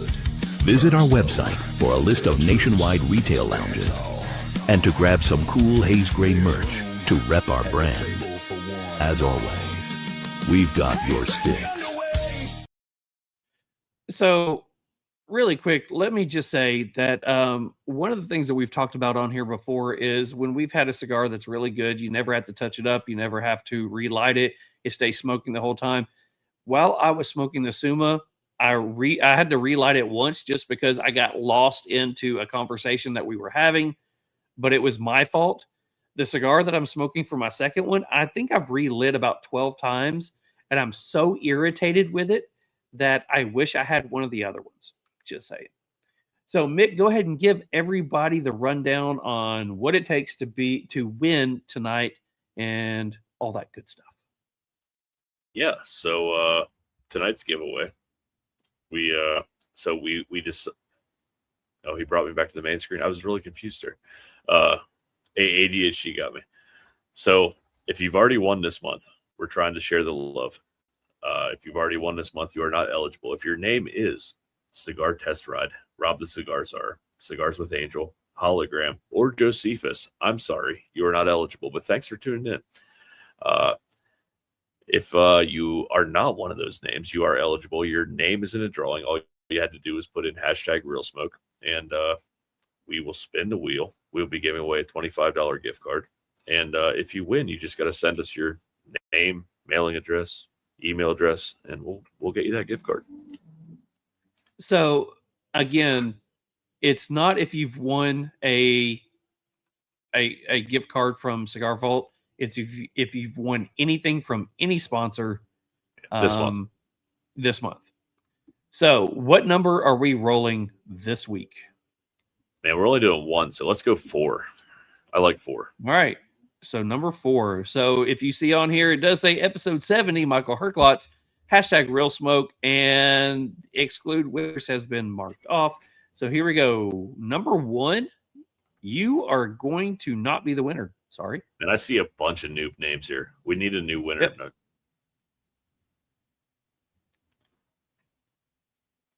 So Nicholas, sorry, you did not win. Maybe. Yeah. We'll see. So number 2. You're still in, so hopefully you win again. You're still in.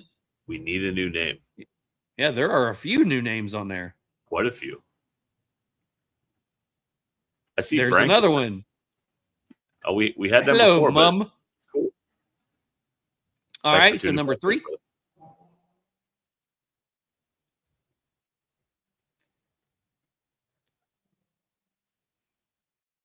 Uncle Mitch, sorry. Number 4, here we go. Remember, you have to be live to win. Here we go. Not alive to win, but well, I guess you do have to be alive that helps to win. too, because you got to respond. It does. But, yeah. Yeah. Okay. So, Mom. Hello, Mom. Are you here, Mom? Is Father here, Mom? Come on, Mom. Let us know. Mom, That's are you here? I like Come on. Tell Father to get on here and let us know that Mom is here. Mom, you make it have a- about 30 mixed seconds. Every week, that would be phenomenal. Mom is here. Thank you, Mom, for being here. We do appreciate you. We do need your mailing name, address, phone number, email address, and a blood sample of your firstborn child.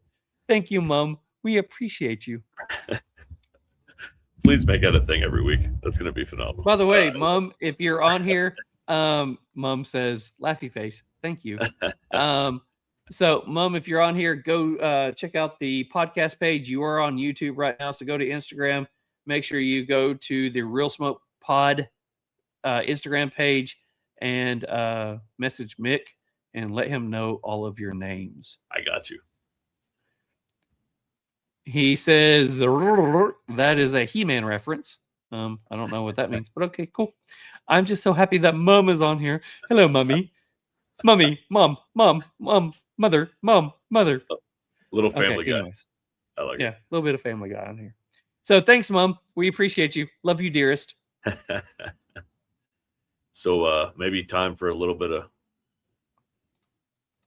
Meanwhile in Memphis? Sure. Okay, I guess we can get into that one. So Meanwhile in Memphis is brought to you by Brooders. Enjoy the accent. Just saying. Listen up, Perf heads. Is if your cutter feels like a toy and your gear's got no soul, it's time to level up. Brooder Cigar Accessories. 100% American made. Veteran owned, built like a tank, passed down like a rifle. This ain't mass-produced junk. It's the heirloom collection.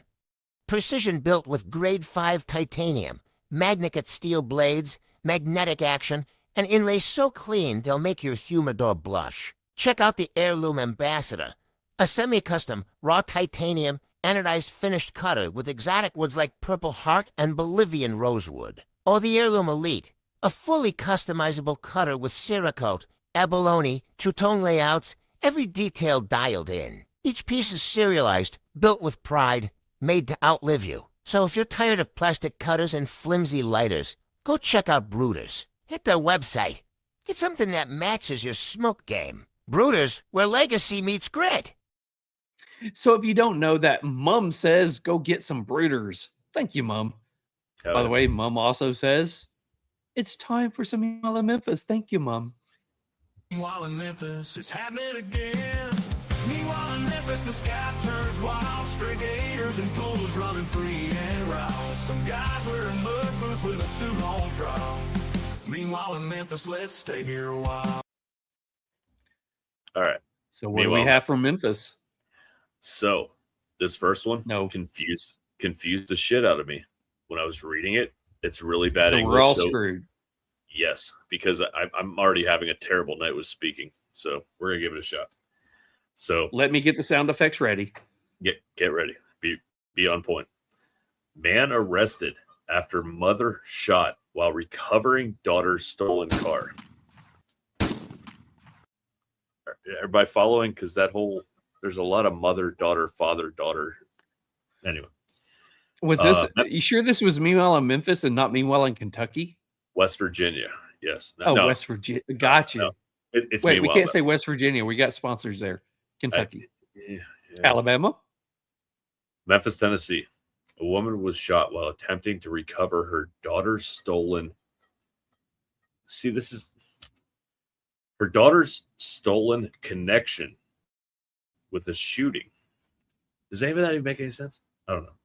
This woman was arrested on Wednesday and is being charged with aggravated assault.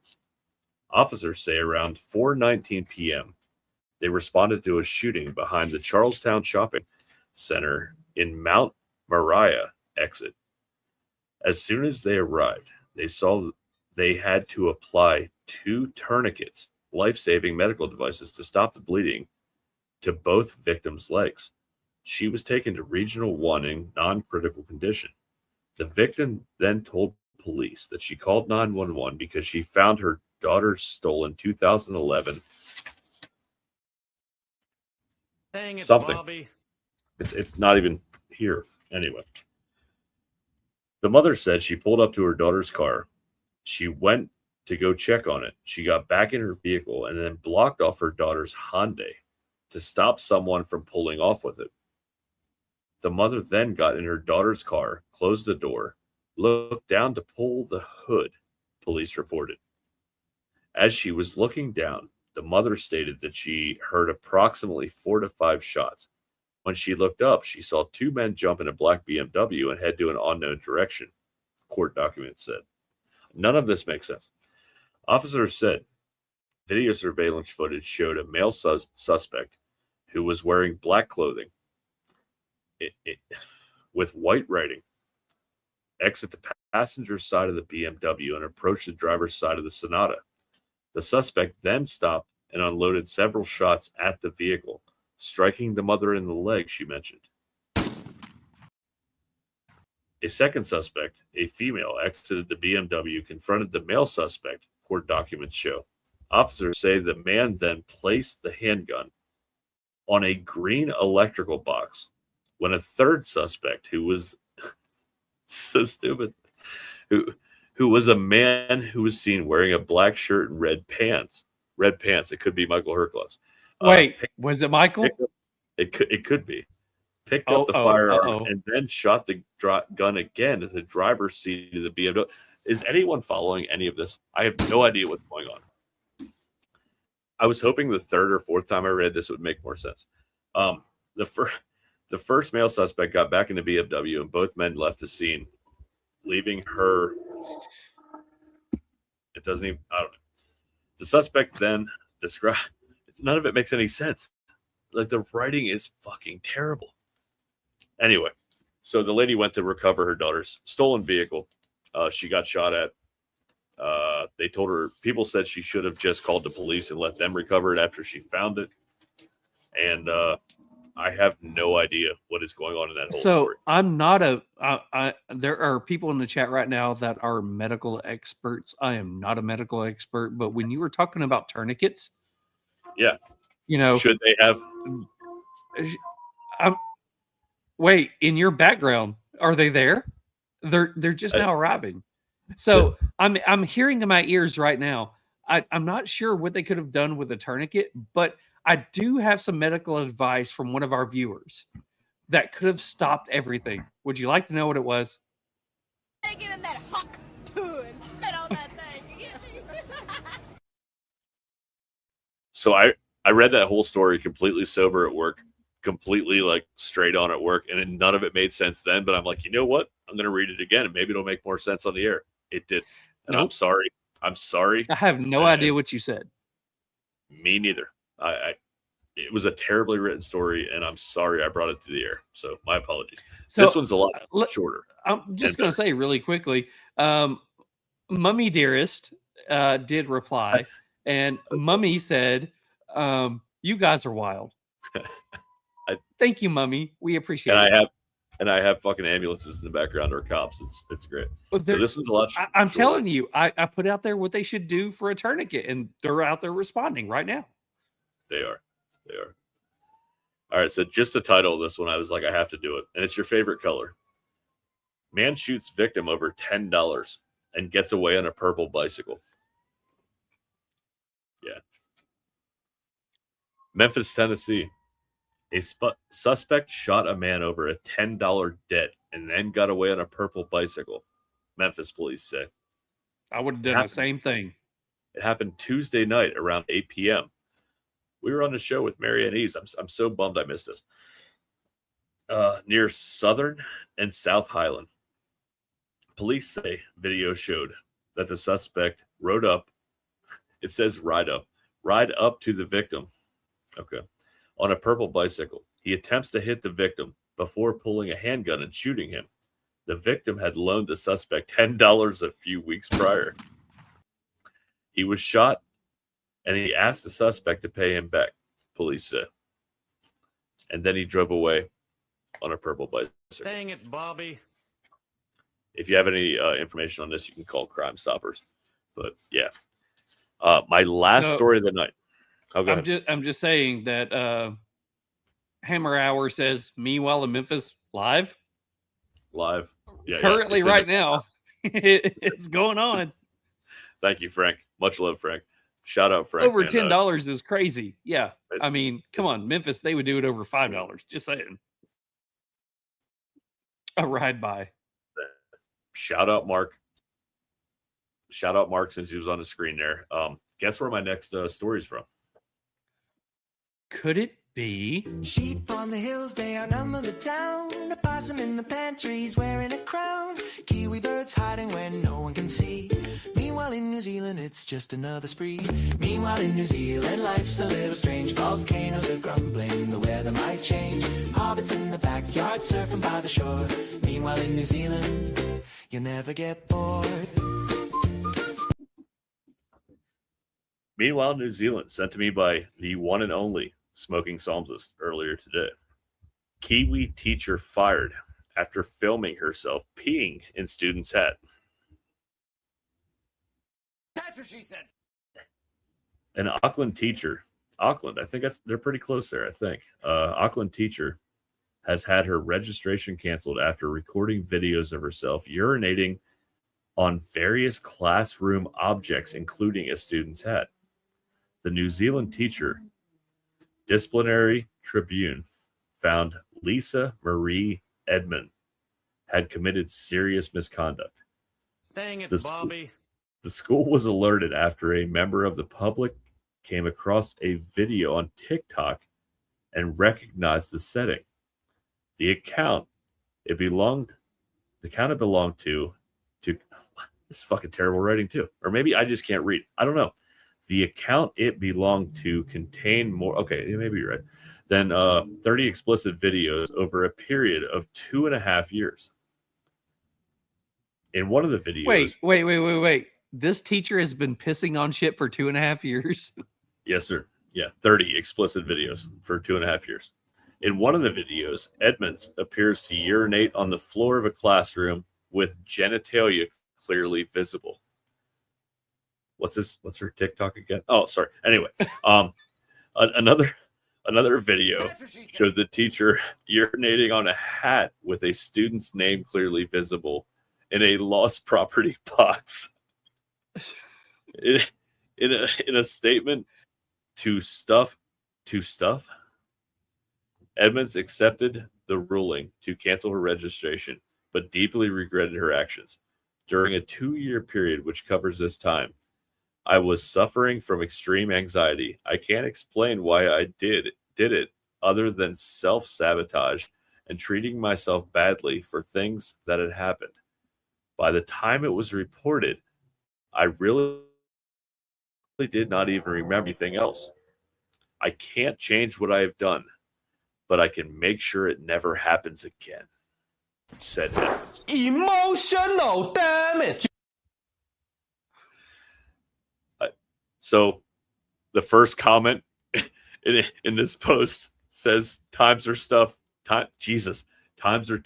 Stay hydrated.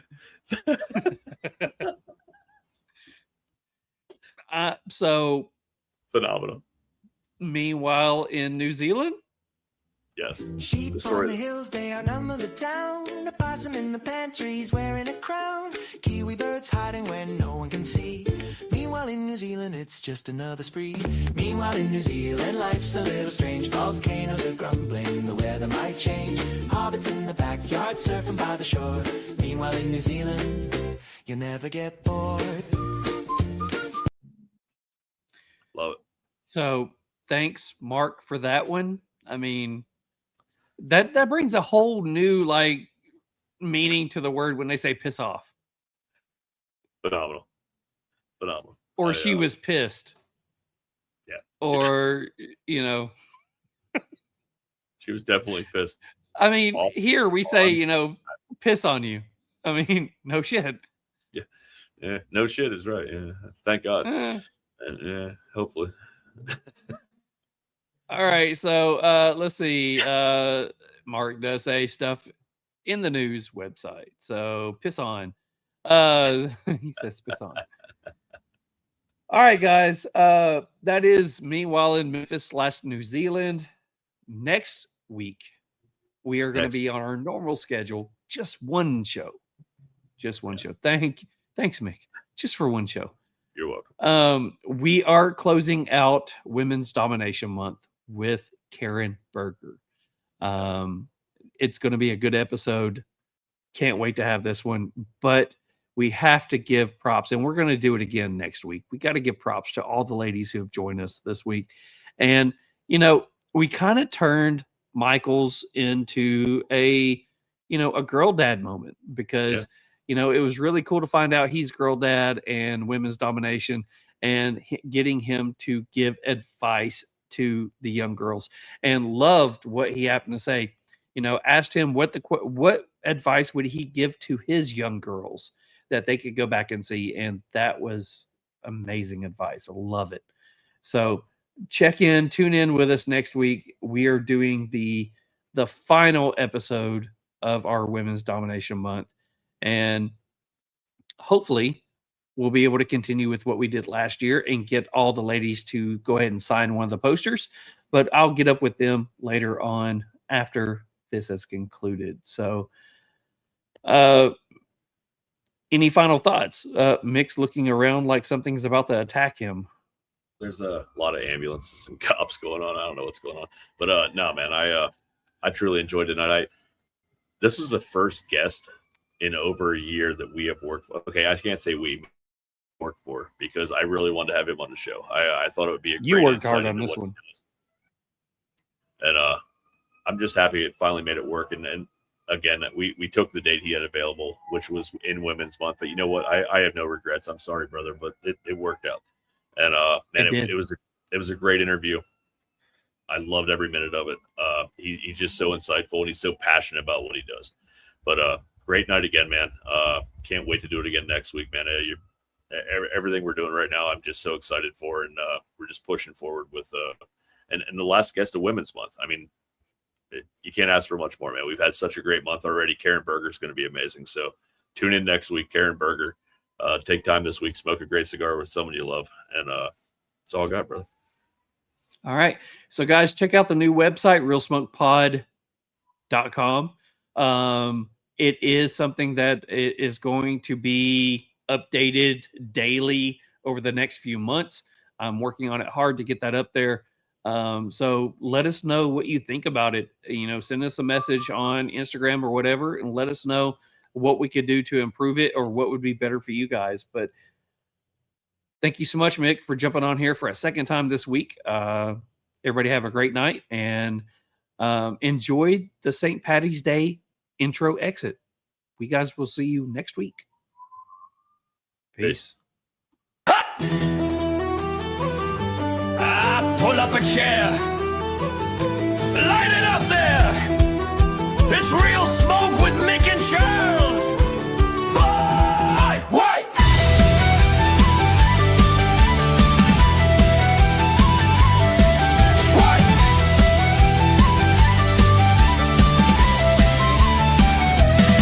There's a roar from the bar and a cheer from the door. Two Egypts with mics wanna hear one story more. Ash in the tray, brown gold in the glass. We're talking about the good times letting hours slip past. Here's the pipes, and real smoke. St. Patty's night with the crake in the jokes. Makes pouring true, Charles fans the flame. We'll toast your name till the morning came. Raise them high for the Real Smoke show, where the yarns run deep and the whiskey flows.